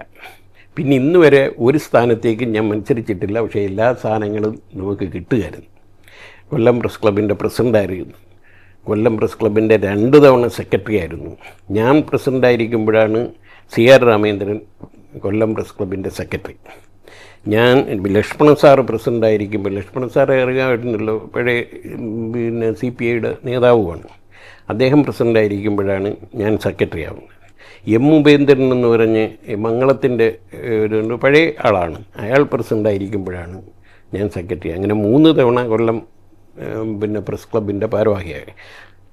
CR രാമേന്ദ്രൻ സംസ്ഥാന സെക്രട്ടറി ആയപ്പോൾ അദ്ദേഹം ഇരുന്ന കാലത്തിൽ ഒരു ടേം ഒഴിച്ച് ട്രഷറർ ഞാനായിരുന്നു തുടർച്ചയായിട്ട്. 14 കൊല്ലം അദ്ദേഹം പത്രപ്രവർത്തക യൂണിയൻ്റെ ജനറൽ സെക്രട്ടറി ആയിരുന്നു. ആ കാലത്ത് 2 കൊല്ലം ഒഴിച്ച് ബാക്കി എല്ലാ കാലത്തും ട്രഷറർ ഞാനായിരുന്നു. അവസാനത്തെ 2 കൊല്ലം ഞാനിഞ്ഞ് മാറിയതാണ്. പിന്നെ IFWJ പിന്നെ ബാംഗ്ലൂർ നടന്ന എത്രാമത്തെ സമ്മേളനമെന്ന് ഞാൻ ഓർക്കുന്നില്ല, ബാംഗ്ലൂർ നടന്ന സമ്മേളനത്തിൽ വെച്ച് എന്നെ അഖിലേന്ത്യാ വൈസ് പ്രസിഡൻ്റായിട്ട് തിരഞ്ഞെടുത്തു. ഇപ്പം ഈയിടെ മരിച്ച വിക്രറാവു പ്രസിഡൻ്റായിരിക്കുമ്പോഴാണ് നമ്മൾ ഒരുമിച്ചും പോയിട്ടുണ്ടല്ലോ. ഈ യാത്ര വലിയ ഇഷ്ടമായിരുന്നു.